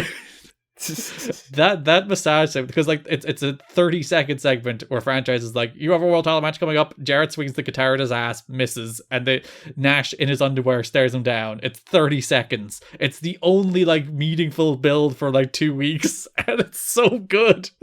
And then last show, they've been both banned from the building for the final episode of Impact. They're in separate places. Nash is in Hollywood, Jarrett's in Nashville, because of their whatever went down in Jarrett's locker room, I guess. They never do explain it. I like to imagine he just sat on the guitar and broke it. He's like, you're going to try and attack my ass with your guitar? Well, I'll attack your guitar with my ass. Listen, ass-based offense doesn't come until the end of the month. If Kevin Nash started doing Taguchi spots... I was talking about Billy Gunn, but sure. I know, I'm saying even better. So they do have a sit-down interview. Mike Tenay sitting in the empty Impact Zone with both Nash and Jarrett on a monitor, and they hit more or less the same beats they've hit the whole time as they build it up. My favorite one is Nash being like, I'm going to take it up 5 or 6 notches from where I've ever been, and I'm going to bring the belt home as a Valentine's gift for my wife. She loves gold. And Tenay's like, you got to focus on his knees? And Jarrett's like, I'm not giving away my strategy. And that's it.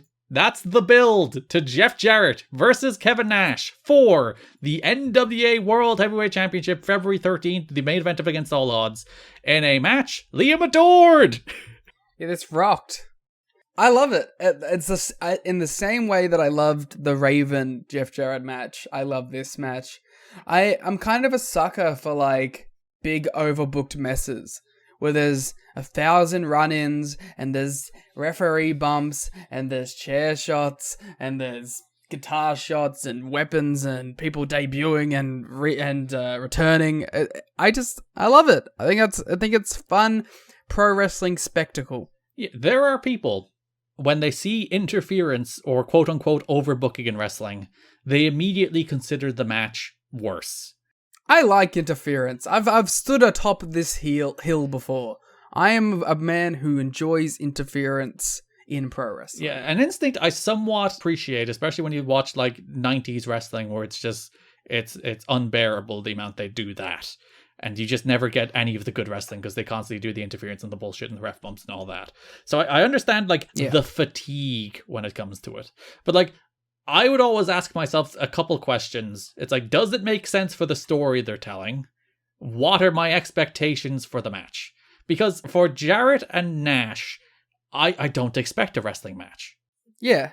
If it's Okada and Ospreay. Yeah, I was going to make the exact example, not Okada, but the Ospreay Omega match. If that match on January 4th was filled to the brim with ref bumps and interference, I'd be like, nobody wants this. I don't want this. This is not what I want out of a Will Ospreay versus Kenny Omega wrestling match. Whereas you sit down and you watch Jeff Jarrett versus Kevin Nash, and you're like, what are you going to do? Fucking figure fours and arm locks? Like, of course it's plunder and ref bumps. It was a similar thing happened actually this weekend at Hard to Kill. I saw some of the reviews of the Josh Alexander Bully Ray match, which had like the Good Hands run in, it had Tommy Dreamer run in, it had Josh's wife run in, low blow Bully and hit with a Dudley Dog. It had like all of like the story elements of the story brought in for like this big dramatic showdown with the big evil bully being conquered. And there's some people who's like saw that overbooking and they were like, no, overbooking. It's like, what do you want out of a Bully Ray match? Like, overbooking isn't inherently bad. it's not. It depends on the circumstances. It depends on the situation. As I said, if you went into the Styles and Daniels match on this same show and you did all that bullshit, I'd be like, what the fuck are you doing? Why are you doing this in this match? Yeah. Stupid, dumb, go away, bad booking. Whereas here, it's Jarrett and Nash. What do you want? Yeah, 100%. So the story running through the show is that Dusty Rhodes has banned the guitar. Jarrett can't use it. Similar story to the Ron Killings one last year, where if he uses it, he will be stripped of the title no matter what, whether the referee sees it, whether or not, any of that. If he uses a guitar, he will be stripped of the title. They love their show running angles on these pay-per-views, so they do another one here where Jarrett has his attorney dagger trying to overturn the ban, trying to threaten Dusty legally, all that stuff. None of it happens, so you get to the match itself where, to circumvent the guitar ban, Jeff Jarrett pulls a cello from under the ring. It's so good. This is pro wrestling, baby. Like, see, Jarrett gets it. Just be a goof. This is a goof thing to do. It is amplified by the fact that he tries to hold the cello the same way he holds the guitar, by like the top of the guitar, the top of the cello. I don't know the words.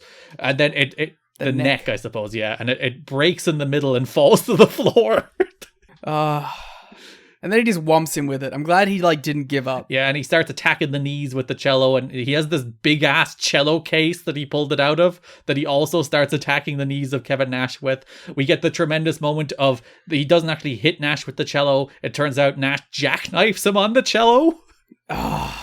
Awesome. They do the classic walk and brawl to start the match, including my favorite moment where they go backstage and Nash Irish whips Jarrett into the catering table, and Jarrett completely flips the table, and Don West is just fucking outraged. He's like, what am I supposed to eat? Yeah, he's like, I was gonna use that for supper. Supper's the best word to describe it. It is. It's the fact that he used supper that really popped me. So after all the cello business, we get the run-ins and interference. We have the debuting no-named man.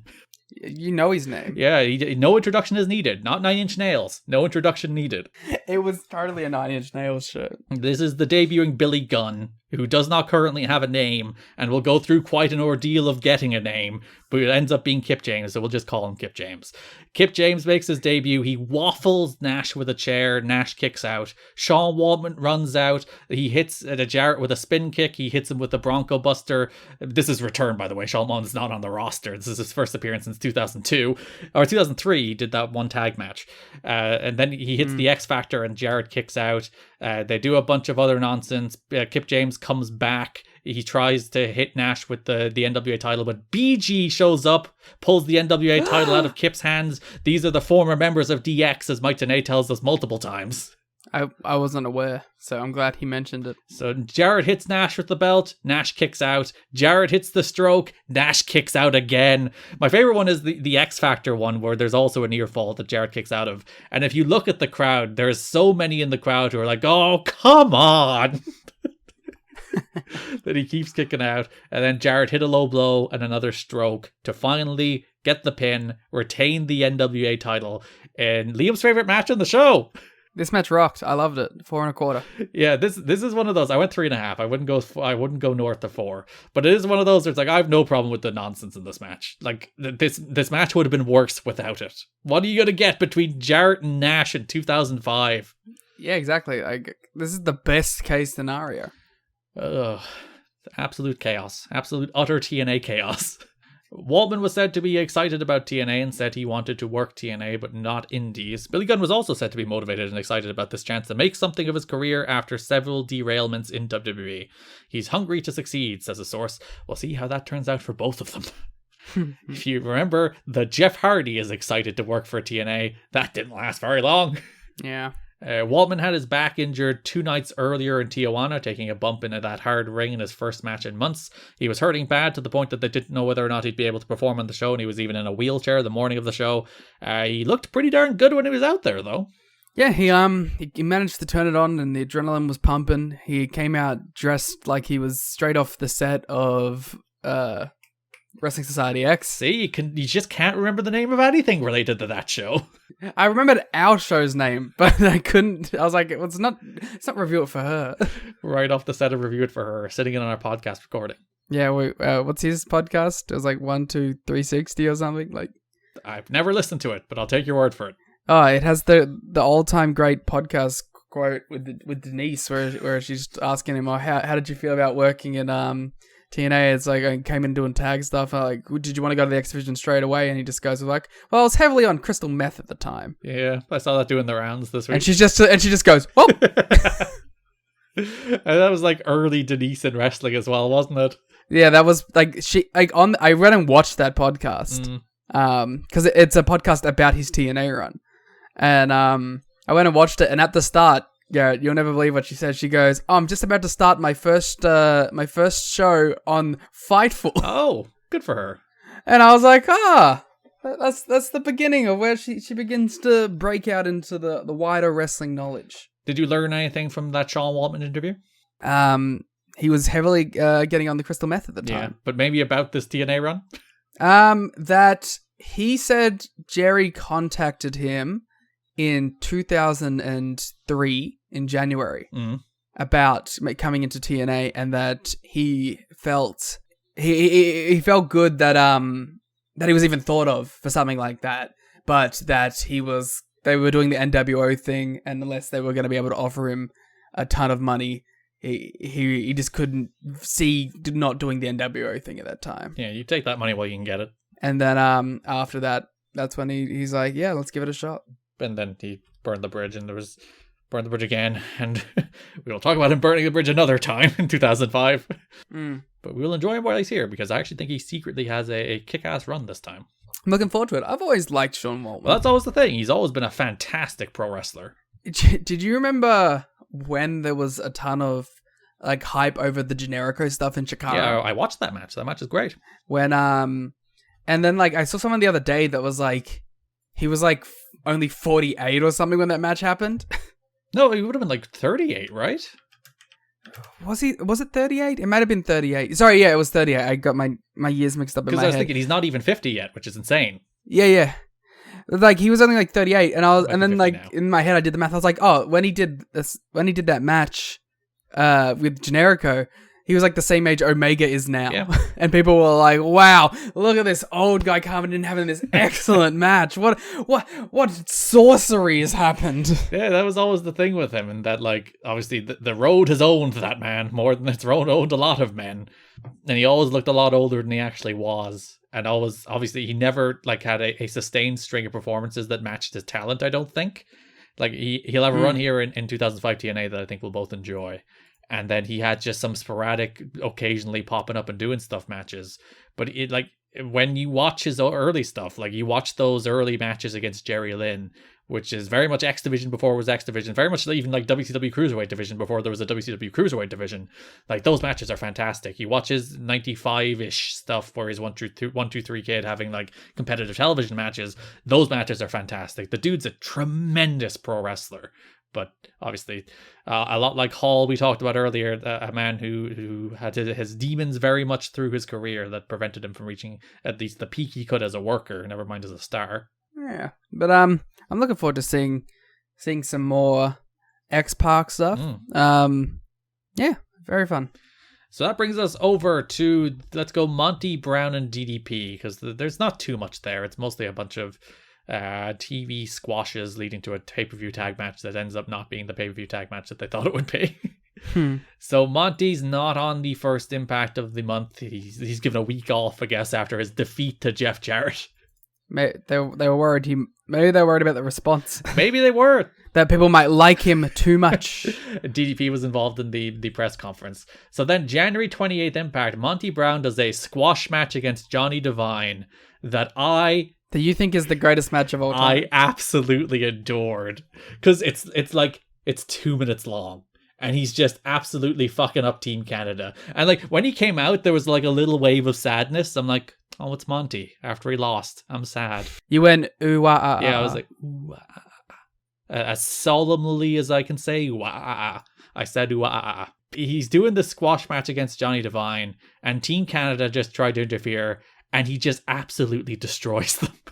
It's so good. PD tries to interfere. He tries to hit a crossbody off the top, so Monty press slams him out of the ring onto Rude. He then pounces Eric Young out of the ring and then throws Johnny Devine into the corner, hits the ropes, pounces that man out of his boots too. And I'm just sitting watching this match as the crowd, even after he lost to Jarrett, are still going nuts for the alpha male. Are like, how can you look at this and not think that he's the guy? I just don't understand it. I really don't know how you could work yourself into a shoot to think this man is not ready in any way. Like he's killing these dudes. It absolutely rocks. The crowd are losing their mind, and like they're just nah, he's not the guy. This is about as good of a bounce back from a pay-per-view loss as you can book. Yeah, because he just kills Team Canada by himself. And like Team Canada just lost a bunch of matches. So you're like, they're not really losing anything. You can kind of have Monty kill them here for the sake of Monty's credibility more than Team Canada. And like the kind of the brilliance of Team Canada as a group is that you can basically beat them like a drum and they'll be fine. Yeah, they have that like diverse ability to both be like an immeasurable threat at times, but also be big goofs that get beaten up. And Monty just looked like the biggest star in the world. Like, he hit those back-to-back pounces. One on Eric Young, which sent Eric flying out of the ring. And the one on Devine, where he literally just picked Devine up, threw him into the corner, and as he rebounded, he got pounced. And I was like, oh, he's the best. How do you not put the belt on this man? After the match, Monty stares down D'Amore, but then Scott Hall jumps him. Then Team Canada and Hall get the better of Monty as Nash watches on from ringside. This is the last Nash would be involved in this feud, so maybe they were thinking of going somewhere with this, but DDP made the save to set up the pay-per-view match, which would be DDP and Monty against Hall and Rude. Mm-hmm. There's then not a ton of other build to that match. The main event of the February 4th episode is Monty and DDP against the Naturals. Just trying to show them how they work as a team. They're a very good team solely because Monty hits a pounce and then DDP hits a diamond cutter, and that's cool. Yeah, it makes them both look fucking awesome. It's just the classic two guys who have cool finishers hit their cool finishers, and it is fun. And kind of like the opposite to the Team Canada, I feel bad for the Naturals when they're in a position like this. Yeah, because the Naturals are just sinking and sinking and sinking, aren't they? Yeah. From going from like top contenders, champions, having like pretty great matches to just like they've become the default like enhancement tag team now. Where you need to establish Monty and DDP. So like it wasn't a squash, to be fair. They set the 15-minute time limit, and I think they worked a decent amount of it. It wasn't a short match. At least that's at least the kind of small benefit you can give the Naturals, because I wouldn't be surprised if they just had Monty and DDP run through them, because this is actually DDP's Impact debut now I think about it, so maybe that's the reason they thought let's give them an extra little bit of time. Yeah, this is his first time wrestling on Impact, so yeah. But the DDP, Monty, good tag team, very good tag team. Monty hit the pounce on Stevens, DDP hit the diamond cutter on Douglas. It's good pro wrestling.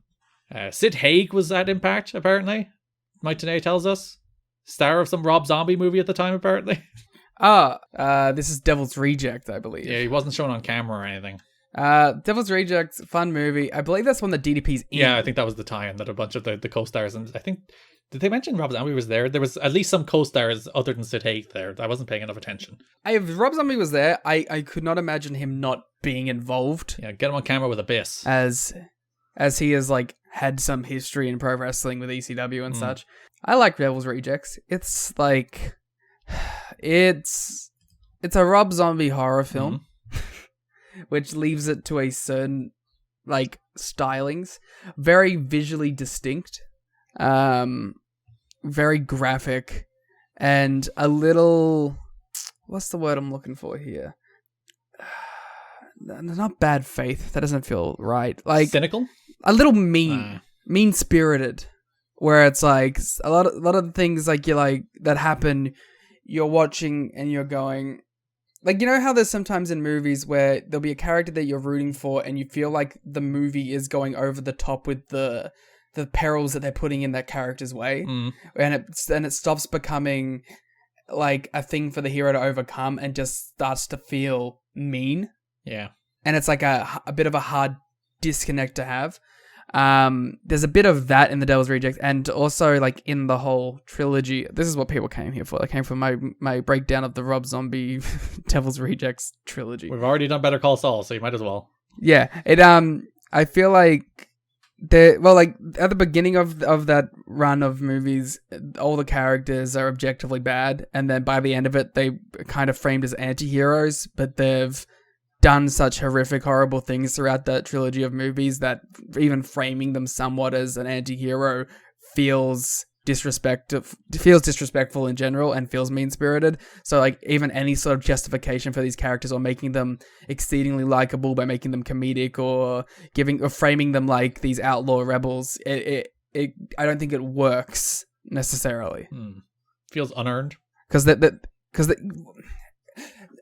not so much unearned, or like just I don't see how it could be earned in the first place.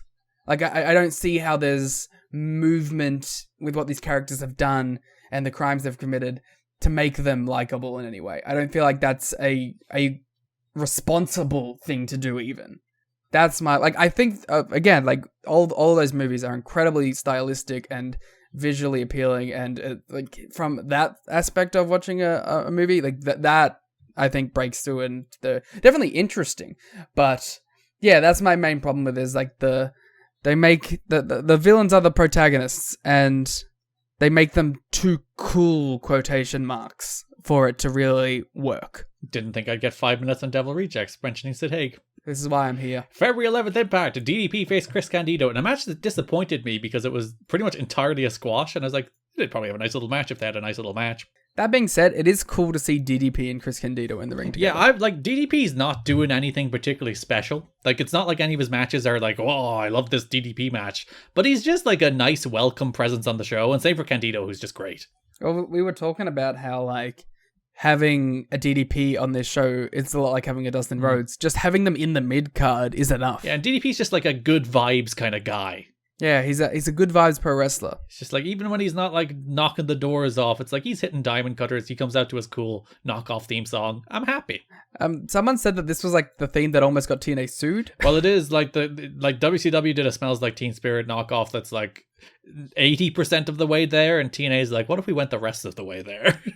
Yeah. He does get pyro for the first time when he comes out in this match, which has been missing when he's doing the bang during his entrance and there's no pyro. It just feels a little wrong.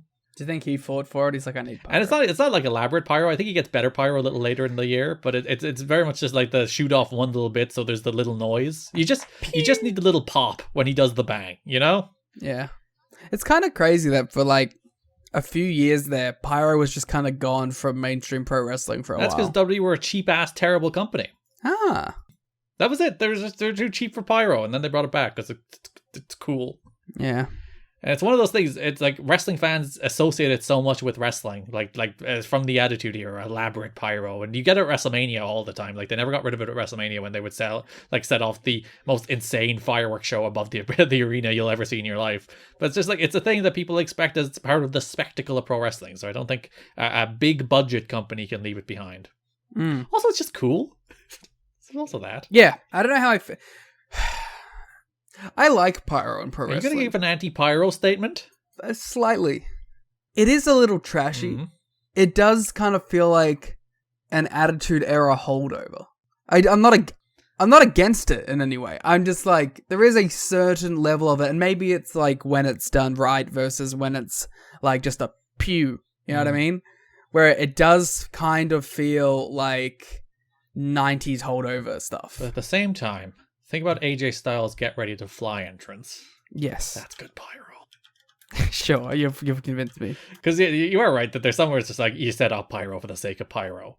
Or then you think about like the Christian reigning Goldtage or the Goldberg walking through pyro, or like the Dudley Boys where the pyro shoots through the building for the we're coming down. It's like that kind of pyro that almost amplifies the character a little bit. Cool stuff. Yeah.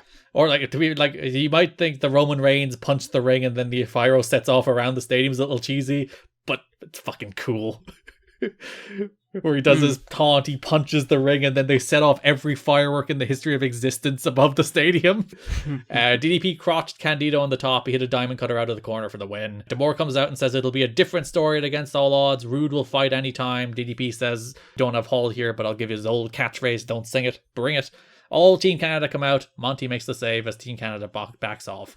They still bill Scott Hall for the match all the way up until the pay-per-view. Like, this is already after he had the incident in Korea, where they probably know he's not going to be there, but they still bill him for the match until right up until basically the Team Canada entrance, I think.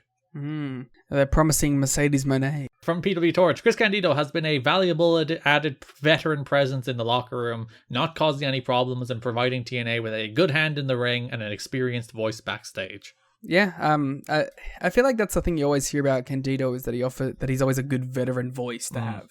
Like, you hear about, like, basically any wrestler that seems to be the pleasure of working with him has come away with that, like, he helped me get better just from talking to him. Or working with him.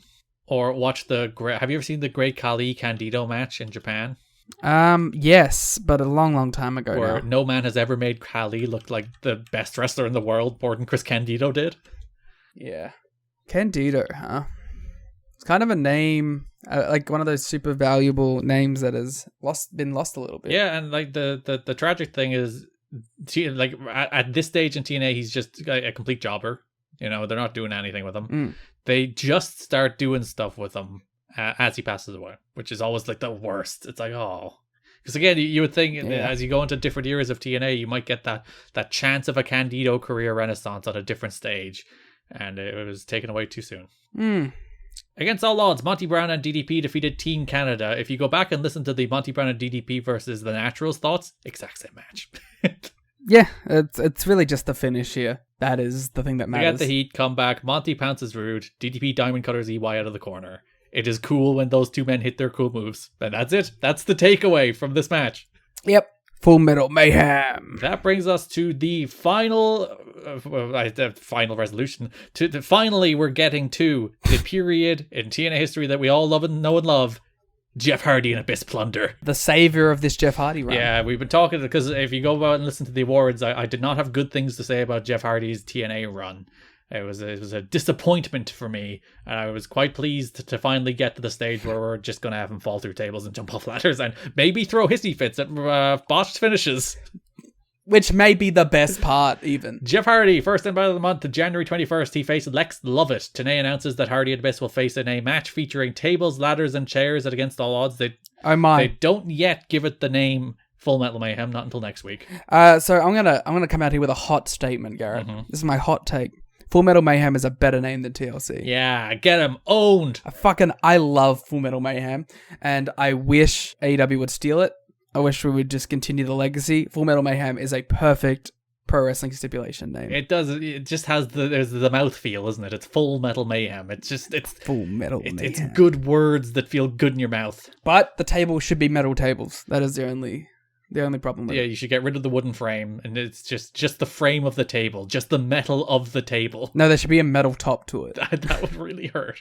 As if just the metal frame wouldn't also really hurt. Yeah, no, that would, like, because you'd like fold up awkwardly too. Hardy beats Lovett here with a twist of fate and a swanton. Abyss jumps him from behind, drops him with a black hole slam, pulls out a table from under the ring, and then press slams him from into the ring through a table on the floor, truly kicking off the Plunder era. Awesome. Oh, that table shattered too, so it didn't even really break his fall. Just awesome stuff. Oh, press slams to the floor. Bless Jeff. Bless Abyss. We're here. TNA's back. They should do the TNA Metal Championship.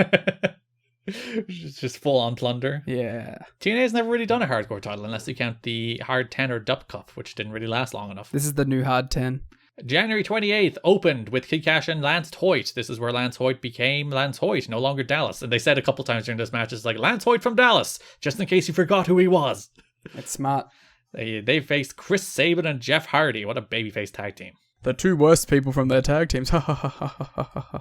You cannot, you don't mean that about the Hardys. I tend to like Matt more.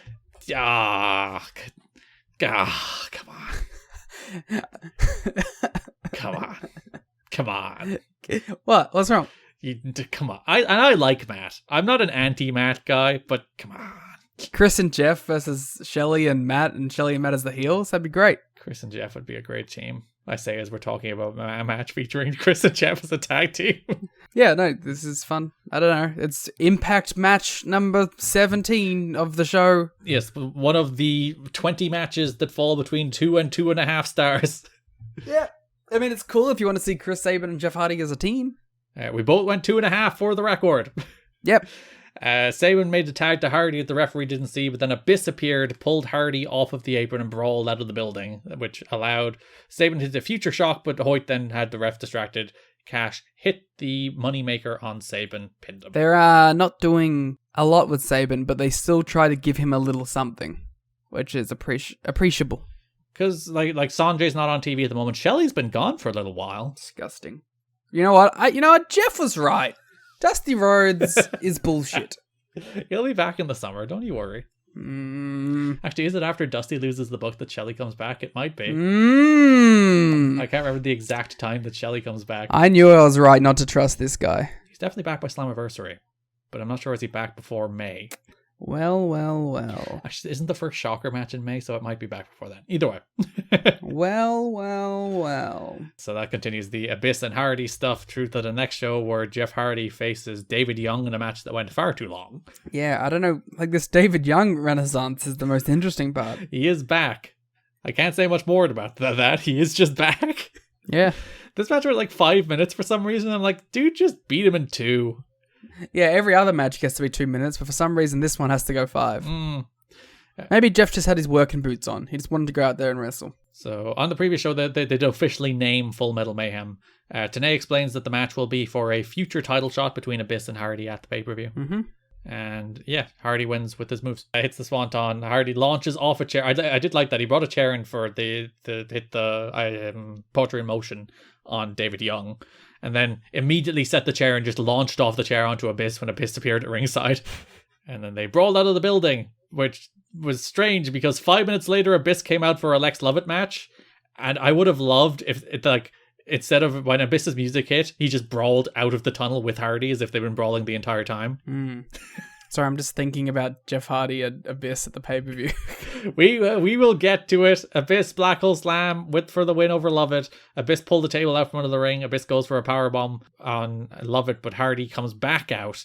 Abyss then went to press slam Hardy through a table again, but this time Hardy reversed it into a DDT through the table. That was kind of a sweet spot. Yeah, tornado DDT out of the press slam. It's a cool move.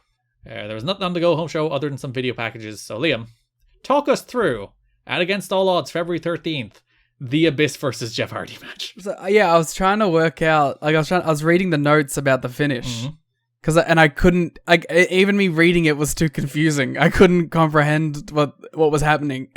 Well, like, the actual match was crazy, first of all. They do a bunch of crazy spots and they beat each other up. It's really great. It's Abyss and Jeff Hardy doing plunder. But the finish is what's important here. Yeah, so Abyss hits a pendulum in the ropes, that belly to belly to the floor. I always think it's a cool move. Also, Hardy hits a swanton off the entrance tunnel. It's more of like it's not a full do a swanton. It's more like a pull yourself over into a little tumble, and he went ass first through Abyss through the table. He will hit better swantons off stages in this company. Yes, we will get the one that you'll see 1,000 times in video packages later. So the rules of this match, there are 2 contracts above the ring. One of which has a world title shot, one of which is empty. So at the finish of this match, Jeff Hardy is meant to climb up the ladder and grab the empty contract. Yes. And then he's supposed to be, it's empty. Then he goes through the tables and then Abyss wins. That's supposed to be the finish. Yes. What he actually ended up doing is he climbed the wrong ladder and pulled down the wrong contract. So he pulled down the one that made him win? Yeah, he pulled down the one that made him win, but more importantly, he pulled down the one at which he can be pushed off at an angle through which he can go through the tables. So when he went up the ladder for the other contract, which was at a weirder angle and couldn't really be pushed, for the classic straight line fall through the table bump, the match fell apart. Yes. So what ended up happening is he comes down off the ladder and then Abyss Irish whips him and Hardy just launches himself over the ropes into the tables. Not through, into them. That's an awkward angle. Because it's the classic TLC thing. It's the classic 4-table stack, 2 tables on top, that he's meant to take a ladder bump from the ring through. You've seen it a million times in these kind of matches. You've seen him do it a million times. You've seen Jeff Hardy, and you'll see him do it in TNA again in the future. But here, because he's Irish whipped at like regular ring height, he can't fall through the 4 tables. So he falls into the 4 tables, and it looked like it absolutely sucked. Yeah. That's one of those, and it obviously did, because he looked like he was in a tremendous amount of pain. Yeah, there's the bizarre reaction you get from Jeff at the end of this match, which is a combination of that really fucking hurt, and I'm so angry at how that finish went down. And I'm so embarrassed. So Abyss just climbs the ladder. Abyss actually, there's a note in either the Observer or the Torch where the people are like, oh, Abyss didn't improvise well either. And I kind of disagree, because he did a really smart thing where it's like he looked into what was the empty envelope and like feigned seeing a contract and kind of pumped his fist. And I was like, oh, that's a nice little way to cover not being able to pull anything out of the envelope, you know? I honestly didn't even tell that he got the wrong envelope. It was more just, he died. And then Hardy at ringside is throwing tables around. He's drop kicking tables. He's just throwing an absolute fit at ringside over how this finish went down. Listen, does it kind of take away from Abyss winning? Yes. But is it kind of awesome? It's like when Sabu would do the same shit. Yeah, he was absolutely raging. It's so funny. Like, you could turn that into something with Jeff. I don't think they do. He should just he should go full Sabu and start drop kicking, putting himself through tables. Yeah. The match is pretty cool beforehand, and then the finish falls apart. If you get just the classic finish where dudes fall through the 4 stack and Abyss wins, it's probably a better match, but it's not a funnier match, and that's the most important thing. It's like just like the Jeff Jarrett cello thing. If the cello doesn't break and fall to the floor, it's a better moment, but it's not a funnier moment. And we do value things being funny over being good every time. That is the most important metric in the history of TNA. Was it funny? Yeah. It's still not bad. Like, you go watch it, because it is kind of like a funny experience. Yeah, especially if you don't really know what happened and you're just like, why the fuck is he freaking out? Actually, you can kind of work out why he's freaking out, because you look at the table bump he just took and it's like, that's not right. Before we move on to the next segment, Garrett, Brendan Fraser won Best Actor in the Critics' Choice Awards. Isn't that movie not and good? That makes me happy. The Whale? Yeah. I haven't seen it. I was just thinking about seeing it after we finish, actually. I know. Like, obviously, it ran away with Critics Awards and like award shows. Not that the festivals. That's what I'm looking for. Festivals loved it as well. But I thought the actual reviews when it came out, people were kind of like, it's not that good. I was thinking of seeing it. I don't think it's out here yet. But good for him. Because I'm just happy for him in general.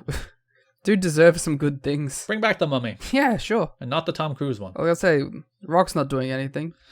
Though, to be fair, the Tom Cruise one did produce one of my favorite pieces of media of all time, which is the Mummy trailer without the sound effects, which is just, it's so funny. It's probably still on YouTube. Google Mummy trailer, no sound effects. You will find the funniest trailer you'll ever see in your life. All right. That's our recommendation of the week. Yeah, that, Better Call Saul, and not Devil's Rejects. I mean, you can watch it. Watch the first one, House of a Thousand Corpses. That one's better. That brings us over to the X Division, where the main feud is the first TNA match, first and second TNA match, as it turns out, despite the fact that they try to retcon the first one out of existence immediately. The first TNA match is between the phenomenal AJ Styles and the Fallen Angel Christopher Daniels. TV match, I like more. You are a sicko. You are a sicko who cannot be trusted, who should be taken to jail. I don't even know if I believe that. I just wanted to say it to get your reaction. January 21st, Impact had a Christopher Daniels versus Buck Quatermain match. I still steadfastly refuse to believe that Buck Quatermain and Lex Lovett are different people. Buck Quatermain does have a better name, though. That's true. Lex Lovett is alliterative. Makes you think. What if it was Quack Quatermain? Or Luck. Laudermain? Daniels won with the last rights in less than a minute. Absolutely trashed them. He breaks out the classic Kid Cash line that he's sick and tired of the favoritism offered to Styles, where Tenay did note on commentary that he's just jealous. Good stuff. Yeah. Daniels is like a sneaky good guest commentator. And yet they put him on commentary for basically every match this month, so they do know it. Yeah, it's kind of weird, right? Like They put him on for stuff that isn't about him. Yeah, but I actually kind of like that there are some shows this month where he does commentary for like the first match and then does commentary for the second match, and it's the second match where he has an angle. And I almost like that they kind of do it that way, that it's not like the tell that this is where you're going to get the Christopher Daniels angle. Yeah. But yeah, he says Styles can't beat him. Styles comes out and says any place, anytime. Daniels says, what about now? Offers AJ 10 minutes to shut his mouth. If he does, he'll walk away. But if he can't, he gets the title shot against all odds. Dusty, flanked by Tracy and Trinity, comes out and basically makes the match that Daniels offers for the main event. It is a 10-minute challenge between Christopher Daniels and AJ Styles under those very rules. If Daniels survives the 10 minutes, he gets the title shot. If Styles beats him in under 10 minutes, he doesn't. Daniels wins by surviving the 10 minutes. I guess it's is that a draw or just Daniels win? It's a draw, but he won. Is the match specifically the 10-minute challenge, or was it just a regular match with the time limit? That's the question. So if it's the rules where that like Daniels gets a victorious outcome via lasting 10 minutes, I think it's a draw. I think that technically means Daniels wins. We're at an impasse. I think it's a draw, but per the stipulation, he still gets the match. Either way, Daniels desperately avoided Styles and escaped alone for a last-minute pin attempts to survive the time limit. Then Dusty comes out and is like, you'll get your title shot, but it'll be a 30-minute Iron Man match at against all odds. Yeah. God. And, Tony Khan, he's been keeping up with us. Yeah. He's been watching along. He's always in the DMs saying, I love the show. I love you guys. I'm my best friend, obviously. And, he's been catching up. He watched this and he's like, Iron Man match between MJF and Danielson. So, once again, the influence unparalleled in this business. Yeah, he hears the words Daniels Iron Man match, and then he's like, what if Daniels' son Iron Man match? We did get Mortimer Plumtree popping up this week. Our influence is unparalleled. We are truly the most influential podcast. Yeah, we changed the world. Also, by the way, Director of Authority title came back this week. Yeah, I was going to bring that up. Another one. Eric Watt's legacy has been cemented by the return of the Director of Authority title. This TNA nostalgia push has been great for our business. So yeah, Styles and Daniels will face off at the pay-per-view in a 30-minute Iron Man match. Yeah. Franchise interview Styles said he survived every kind of match in TNA. He's won all the belts, and he can damn well survive Daniels for 30 minutes. He never did Full Metal Mayhem. That's true. But it was only invented this month. Well, he never did it. When he said this in the promo, there had yet to be a Full Metal Mayhem match. But he hasn't done Monsters Ball. Exactly. Did he ever do a Monsters Ball? He did one of the Abyss, but it was like 5 minutes on TV, so it doesn't really count. Did he go without water and food for a week? He better have, otherwise it's not a Monsters Ball, is it? Just a no DQ match. February 4th, Impact, AJ faced Buck Quatermain. Again. Could be Lex Lovett. They're the same person. Daniels was also on commentary earlier in the show for the P.D. Williams versus Shark Boy match, which might have been the best. Actually, no, Styles and Daniels was the best TV match. I think P.D. and Shark Boy was the second best TV match this month. I was watching Petey and Shark Boy and I was like, Shark Boy should have got an X Division title run. The crowd are so into him. Like, there's legitimately, if you listen, there's a pop when Shark Boy comes out for this match. Yeah. They wanted him to beat Petey. It's like the first time we've seen him in a match on Impact since October, so it's been a few months since we've seen him on the show. He was in the Gauntlet match at Victory Road. When does he lose his memory? That's 2008. Yeah, we're a while yet. The best years. So Petey won that match with the Canadian Destroyer. Styles faces Buck Quatermain. Daniels is still on commentary. They do call out that Against All Odds will be the first meeting of Styles and Daniels and TNA. No, it's not. There was one 2 weeks before this. We're just going to ignore the thing that set this match up. But they do at least tie in the fact that on the NWA 53rd anniversary show in 2001, Styles and Daniels had a match, which is, like, truthfully broadly considered the match that put Styles on the map, even though Styles had already done some WCW stuff. That was the match where people were like, oh, AJ's good? And Daniels is like, I put him on the map, I made his career, and now he gets all these opportunities that I don't get, which I think is a nice little through line for this match to add some like outside of TNA history to make this match more interesting, which I always appreciate. Well, I know you're not a figure guy, but will you be purchasing the AJ Styles Wildside style action figure? I will not, for one simple reason. It's not a Wildside style action figure, Liam. It's a WCW Air Paris and Air Styles style action figure. But isn't it like the same gear? Well, yeah, but it's the same era. But the packaging says AJ instead of Air, so thumbs down, -5 stars. That's the thing that they had to do so people would buy it. If it was an Air Styles figure, I'd have bought it. But it's an AJ Styles figure, and I already have some of those. You don't need any more of those. I'm already full. I only have one, actually, I think. It's the white gear one from, like, 2009, which is a pretty good one to have. Actually, no, I have the red gear one from the Marvel set as well. I have two. I have the white and blue TNA one, and I think I have, like, the fluorescent green WWE one somewhere. I can't see it, so I can't confirm. So Styles hits a Styles Clash on Quatermain while staring down Daniels. AJ challenged Daniels to get in the ring, and Daniels called him a spoiled brat and said he's going to wait until against all odds. True. So my favorite part of this was before Edith Skipper, Shark Boy, and Chris Sabin were set to have a match, AJ Styles was on commentary. And Daniels came out and he was fucking furious. It's like, that's my thing. I come out for the X Division matches.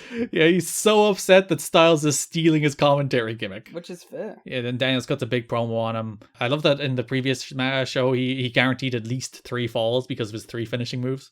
He's like, last rights, fall. BME, fall. The other one. Angels Wings, it's a good fall. line. And yeah, so he's getting in Styles' face here. He cuts a great promo on him. Then he steps up and he just slaps AJ right in the face. And it's such a great slap. Like, phenomenal connection. Great Mike Tenay face. Mike Tenay is like, whoa! He goes from like looking like curiously at Daniels to going like full Mike Tenay shocked face.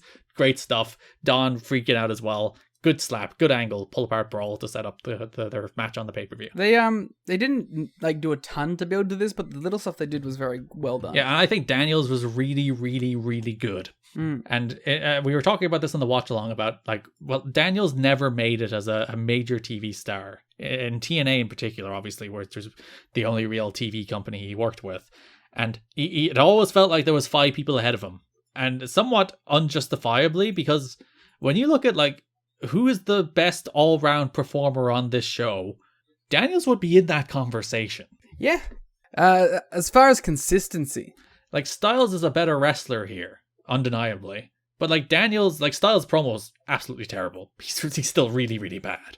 Whereas Daniels' promos are great, his commentary is great, his wrestling is great. He lifts up everybody around him. He's like Mr. Consistency around here, delivering good promos and good matches. And there's probably like it's an unfair preconception about him that he's not like charismatic, that he's not a good promo. And you watch this and you're like, no, he is. He is, and he has been for a very long time. So that does bring us to Against All Odds for the X Division title in a 30-minute Iron Man match. AJ Styles defeats Christopher Daniels to retain the title 2-1 in overtime. In a match that you thought was worse than the Kevin Nash versus Jeff Jarrett match. Listen, it was an undeniably good match, but it wasn't Jeff Jarrett, Kevin Nash. Come on. When they ran down the X Factors, Mike Tenay had a great line. It's not about weight limits, it's about time limits. That's solid wordplay. Mike Tenay, he's a classic bit guy. He doesn't bring him out, but he loves to do them. Good lines, wordplay, the land of announcers. But yeah, this was a fun match. This was like the closest we've gotten to like an AJ Styles or Christopher Daniels ROH performance. And this is like, I adore watching AJ wrestle at this stage. I really do. And he's in like the blue and black tights here. Great AJ Styles gear. And you just watch him wrestle, and he is at that age where like he is willing to, we talked about this last month, but he's at that age where he's just willing to throw himself around for everything. And all of his moves look great, and all of his bumping looks great, and all of his selling looks great. And he's just put it all together. And like, not that he gets worse as he gets older, but obviously he can't bump the same way as he gets older, because obviously he would break and fall apart in many different ways. But just watching him here, just in his pure prime, fulfilling all of the potential everybody knew he had, even going back to that Daniels match, even going back to the WCW matches he had, where you're like, that guy, there's something there. And you watch him at the start of TNA and you're still like, that guy, there's something there. He's better than he was, but he's still not it. And you watch him here and you just watch everything he does, and you're like, oh yeah, he gets it now. It's all clicking in ring now. Yeah, and he's not trying to be a heel. Obviously, he still has to do promos and some character stuff, but I think they're smart about how little they have him do that. And he just goes out there and he wrestles, because that's what makes him different. That's what makes him special. And that's what makes this match so good, because you have Daniels who's trying to control the match and Styles who's like desperately fighting. So Styles makes a mistake because he's the bit more inexperienced guy. He goes for a 450. He eats knees. Daniels falls with the Angel's Wings for the first fall. That's around 15 minutes into the match. And then Daniels tries to stall out, which I always like. It's like, all right, I have my fall. I can stall from here. I can control him with some rest holds. And it's one of the rare instances where it makes rest holds make sense, because like while you're one up, of course you want to slap a headlock and keep him on the mat. Yeah, there's good Iron Man psychology in this. Yeah, so Daniels tries to stall the match out, but Styles comes back with a Pele, then grabs a quick roll up around 24 minutes in. And then Daniels knocks Styles out to the floor and throws Styles into the post, which busts him open. Tremendous blade job, great visual. And then Daniels, as the utter pro that he is, just goes after the cut. Like immediately once he sees Styles is bleeding, he starts nailing the cut, right, squirting the cut out. And then I love the finish of this match so much, the last 45 seconds, where Styles is bleeding, he's gushing, and Daniels locks him in the Koji clutch. And it's just pouring all over him. Yeah, Maitane actively calls out that that's Koji Kanemoto's move that Daniels would have learned while he was in Japan. And it's about 45 seconds left in the match and he locks in this move, and he's just squeezing AJ as the blood squirts out of his head and like drips down onto Daniel's boot and Daniel's leg, and AJ's just clinging on, and they do the timing of it so well that AJ like seems to pass out right as the clock expires. So there's like, nah, he passed out a second before Christopher Daniels is rubbed here. I was livid. I was rooting for Daniels.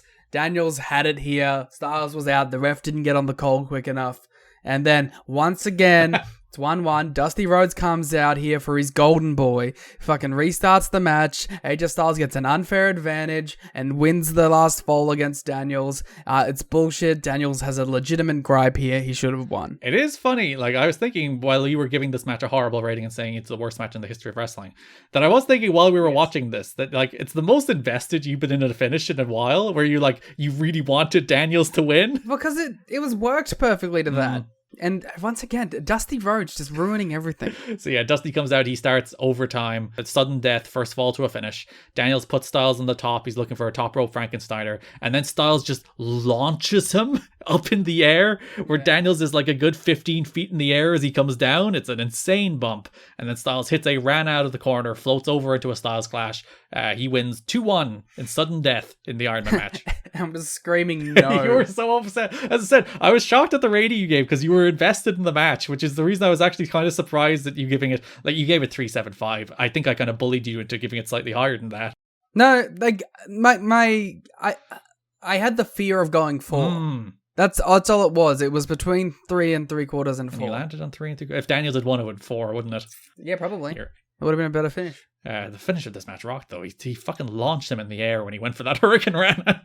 Yeah, but imagine if Daniels came down and just hit the Angel's Wings out of it. That would have been insane, and somebody would have died, but in a good way. And I would have gone 4 1/4. But yeah, I really liked how this match was worked, how Daniels got the first one on a mistake, then tried to control it, but Styles fired back with his classic out of nowhere move, the Pele, who also passed away in the time between we last recorded episodes.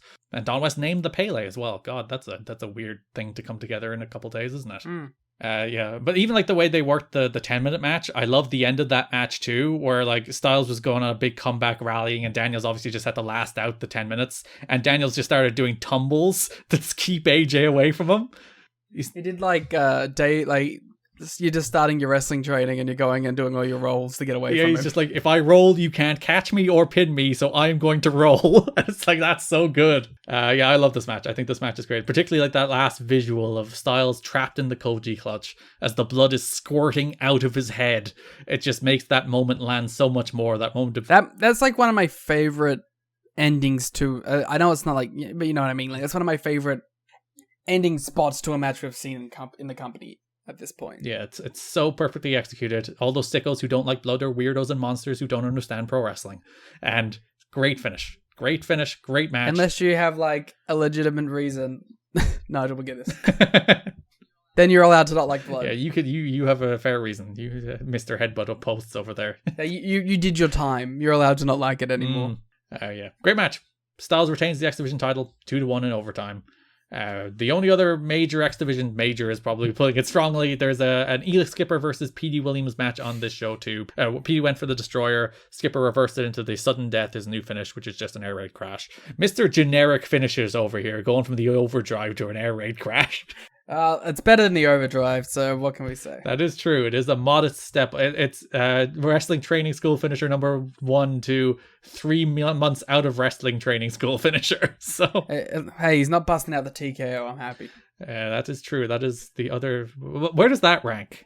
It's number 1 because every mid-card WWE superstars, WWE main event guy who they pushed for 3 months and then gave up on was doing the TKO. I despise that move. If you want to look more like a Jag, you do the TKO. But yeah, Skipper beat BD. Decent little match. They did also announce, by the way, that Ultimate X will be back again. We just had one in January. It'll be back in March at Destination X. Then we can turn it down.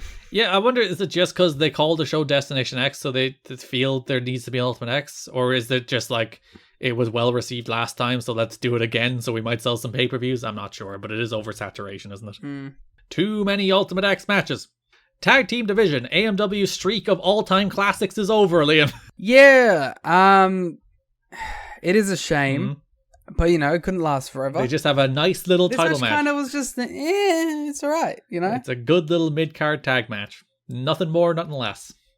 So January 21st, we have a segment in which Kid Cash and Dallas, still Dallas, I think here, confronts AMW backstage. It's like they become the hunted because they're tag champs. Harris says he welcomes the hunt and they'll take on anybody, which causes Kid Cash and Dallas to walk up and be like, we have history with you. We're 2-time tag champs in our own right. How about we make that 3-time tag champs? It's a good enough reason to go for a title. Yeah. The Naturals faced Shazarian then in a match that ends in a no contest when Cash and Dallas run in. TNA is like, this match will help us determine the challengers against all odds, and I guess because Cash and Dallas beat both teams up, I guess that makes them tag contenders. I mean, it's wrestling, I guess. It does feel like they're building to like a contenders match here between like these 3 teams in some way, and then Cash and Dallas just end up number 1 contenders. Because they have a personal grudge. That's true. Which outweighs all rankings, as we know. Brawl broke out, AMW ran out, attacked all of them, security broke them up. January 28th, Cash and Hoyt, again named Hoyt, the January 28th episode, defeated Sabin and Hardy, which maybe is the match that made them number 1 contenders. I don't know. Yes, because number 2 contenders, Chris Sabin and Jeff Hardy. That makes sense. Both very good tag team wrestlers, as we've discussed. As I was talking about, like, the one cool thing I want to say about Naturals and Shazarian is that I do enjoy seeing heels on heels. Because, like, that's not a combination we've really seen much from. Yeah, and we're coming toward the end of Frankie in this run, which is, again, one of those convenient timing things, given he just returned to Impact full-time right before we recorded this. But we don't need to you don't have to do a career eulogy yet, Liam. He's not gone. He has another match in the next pay-per-view cycle, but then he's gone. I'm not doing a eulogy until 2027 or something. When he's gone for good. Yeah. Main event of one of these episodes, it's the Go Home Show, is America's Most Wanted, Dustin Rhodes versus Kid Cash, Lance Hoyt, and Raven. I do love an all-star tag leading into a pay-per-view. It may be the laziest booking possible, but I like it. I am right there with you. Where it's just like, there is no ideas. We don't know what to do on a Go Home Show with these guys. Let's just throw them in an all-star tag. But also, I enjoy it, and I always like seeing like the stars from different programs interact with each other heading into a pay-per-view. And they're like, this match was nothing special. I think I gave it like 2.75. It was a solid little TV main event. They had some like really fun like strings of offense in this, which I thought was neat. Where like they were all coming in and hitting stuff one after each other. Yeah, it's the easiest match to do well. And I get why promoters, since the start of pay-per-view cycles, have booked, how about we throw 2 or 3 of our matches together and throw it on the Go Home Show as a tag. Because it gets all those people on the Go Home Show, and you'll have a pretty good match. And I'm happy. That's one of those like lazy booking tropes that you can just do every time and I'm fine. And if you ever play TW with Garrett, you I do. I am very fond of it.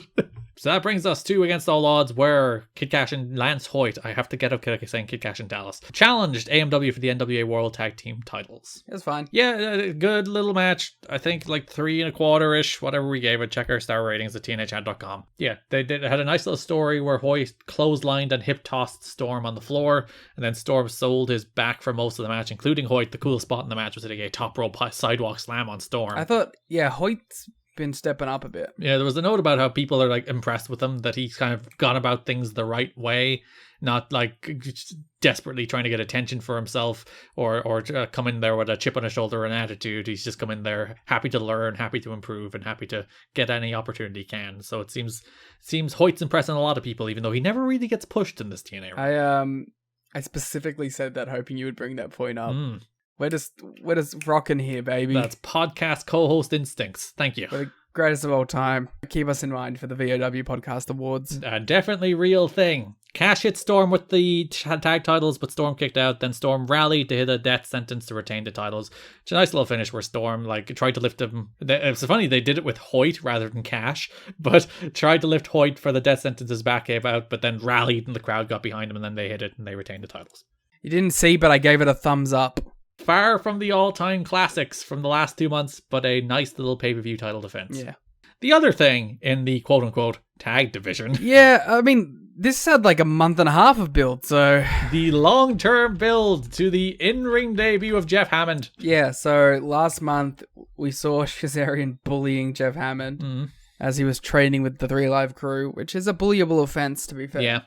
And now we're getting the lead up to the actual match. The highlight of this entire build is Jeff Hammond being dad jacked. Yeah, he's the classic 40-year-old muscle dad, isn't he? Yeah, it's great, good shit.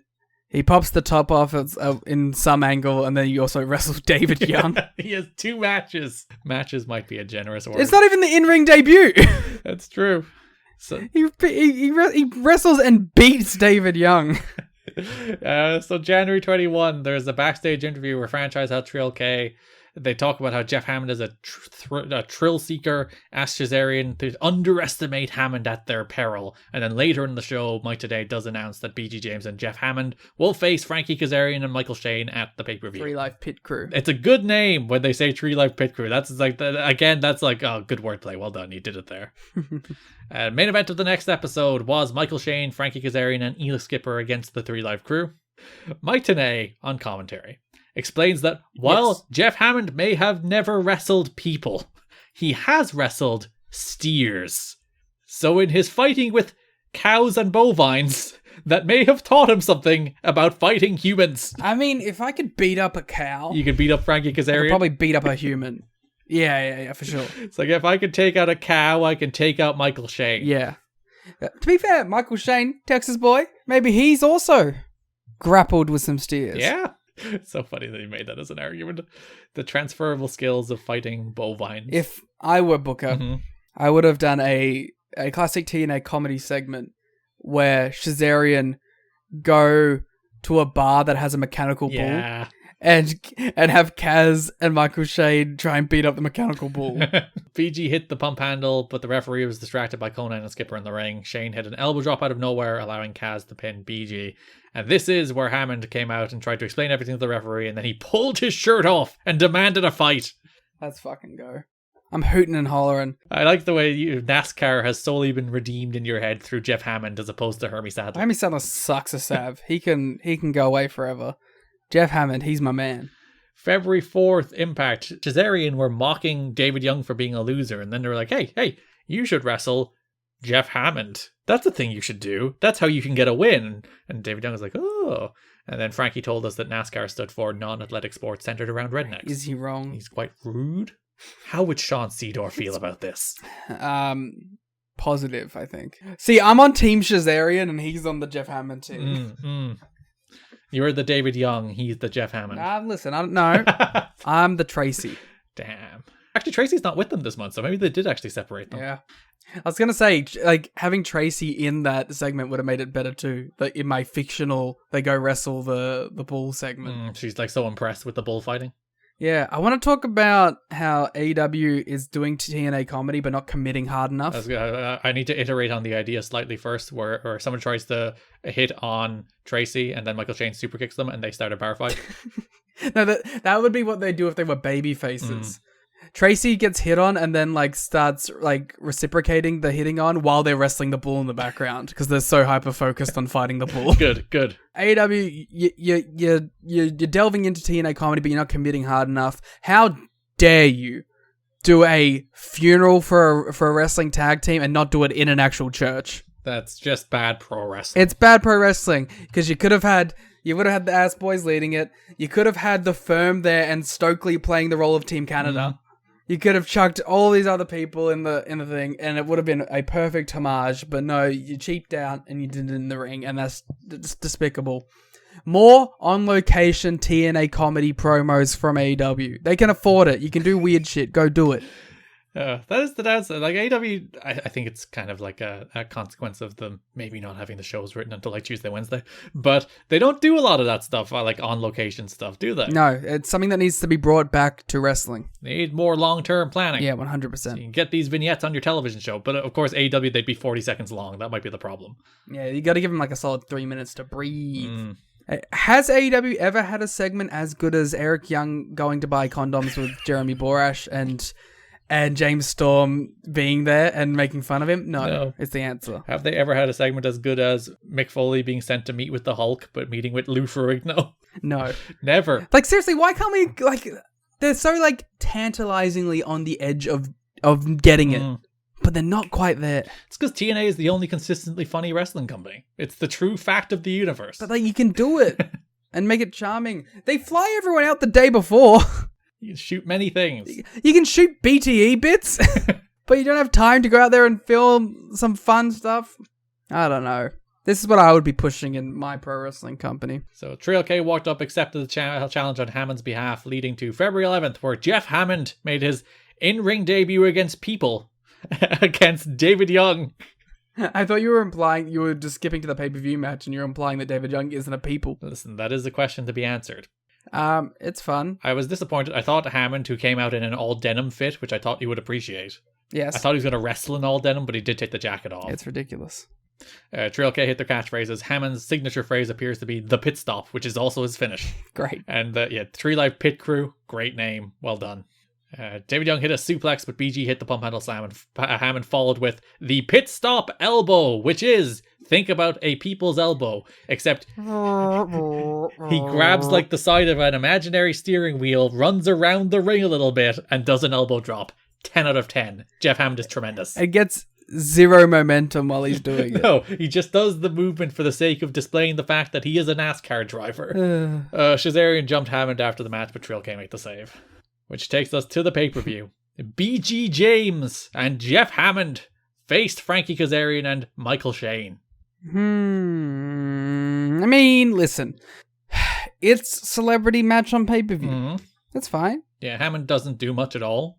Except win. He does win. We'll talk about that in a sec.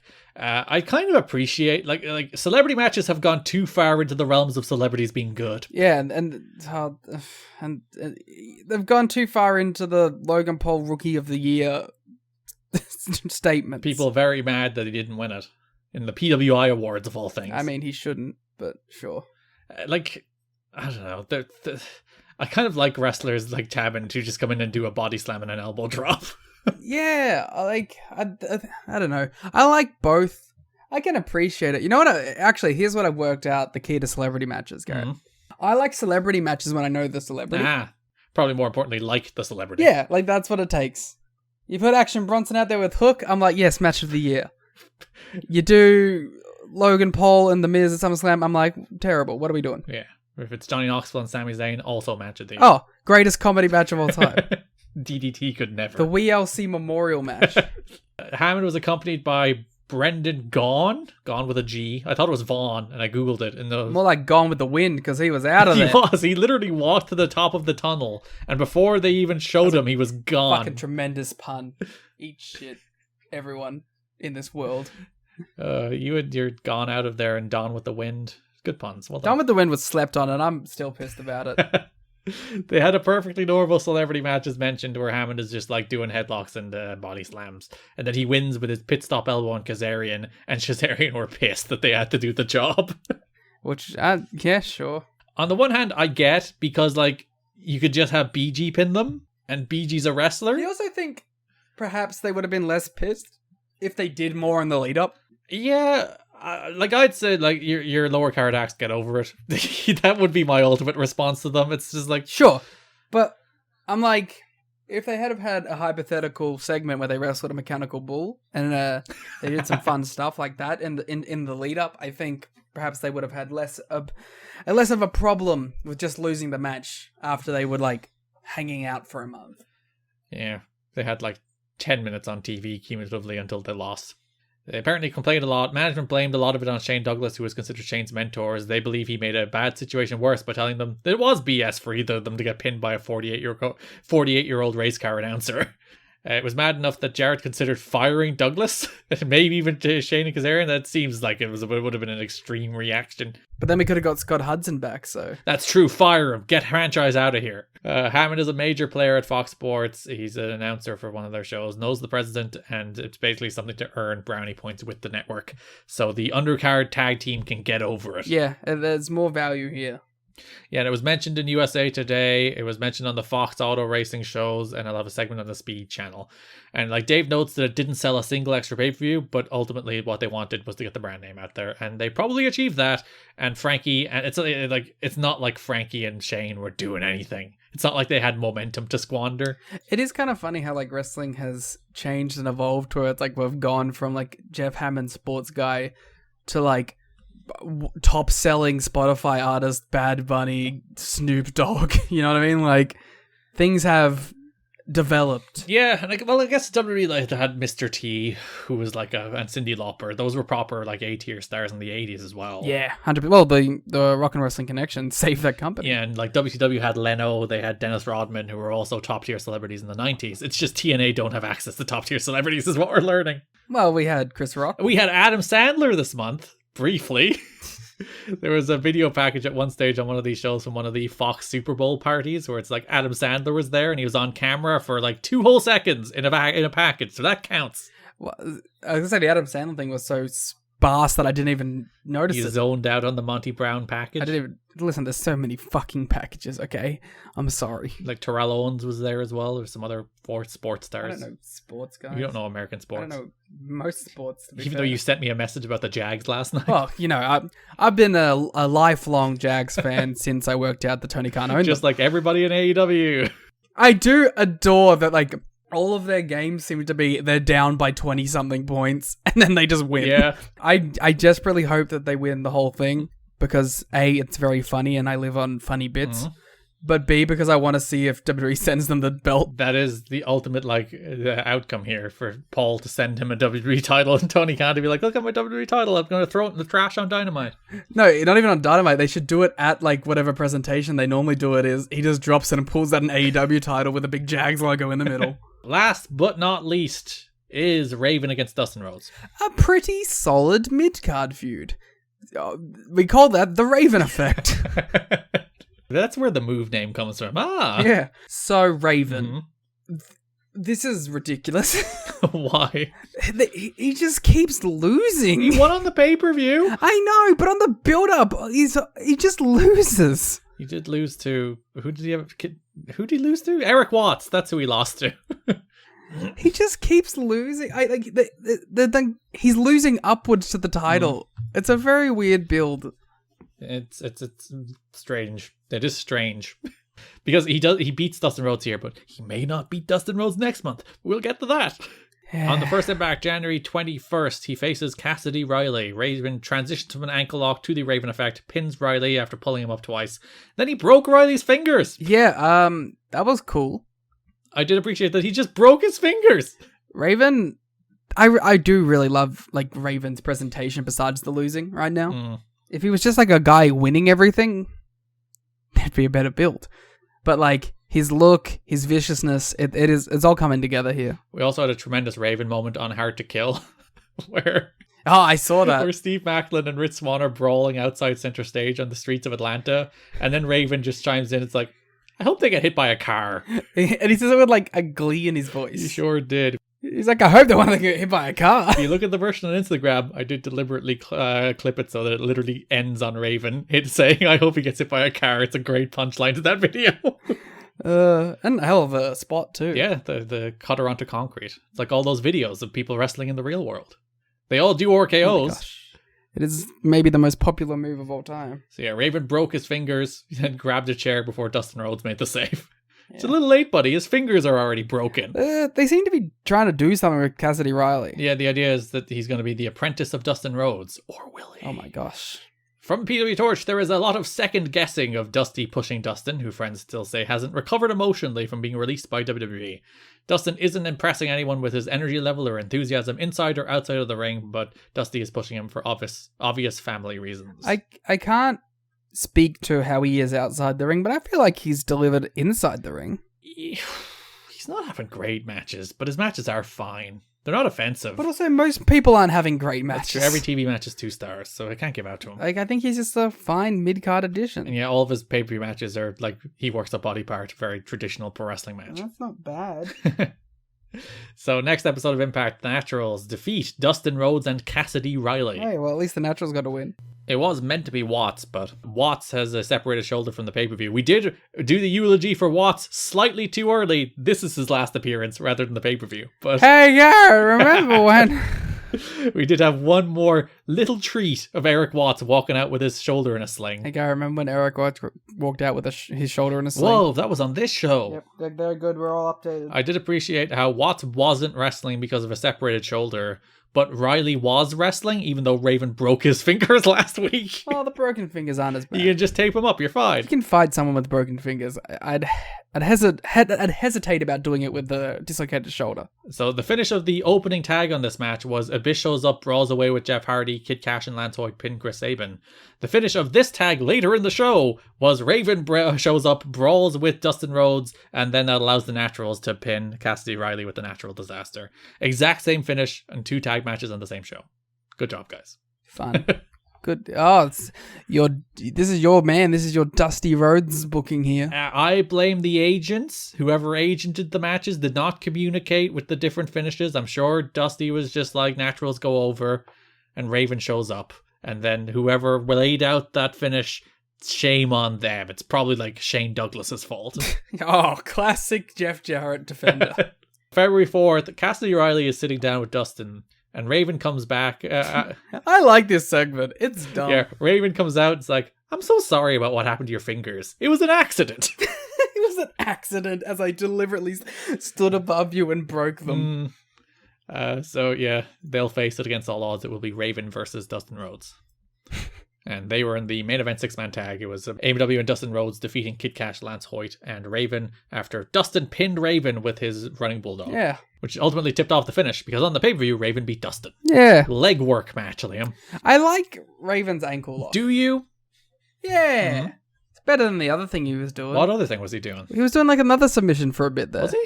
Yeah. What? Wasn't he doing like an arm thing? I don't remember. I don't remember either, but I thought he was doing an arm thing and I prefer the ankle lock, so. There's something like enjoyable about watching someone who isn't like a super like athlete looking guy like Kurt Angle doing an ankle lock or like a Ken Shamrock. Like just this weird creep is just like grabbing onto an ankle. And he does the standing version, which is way better than the sitting down into it version.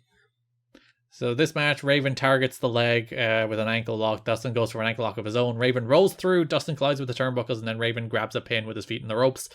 Post-match, Raven locks Rhodes in a straitjacket. The man has a great grasp of how to tie a straitjacket. Yeah, he's done it before. He's done it. He's gotten out of them before. This is a man who knows how a straitjacket works. Like, there are a lot less complicated spots involving a lot less complicated props in pro wrestling that go much worse than Raven tying Rhodes in a straitjacket. Because not only does he tie him in a straitjacket, he also then unties it to tie him to the turnbuckle so that he can whip him.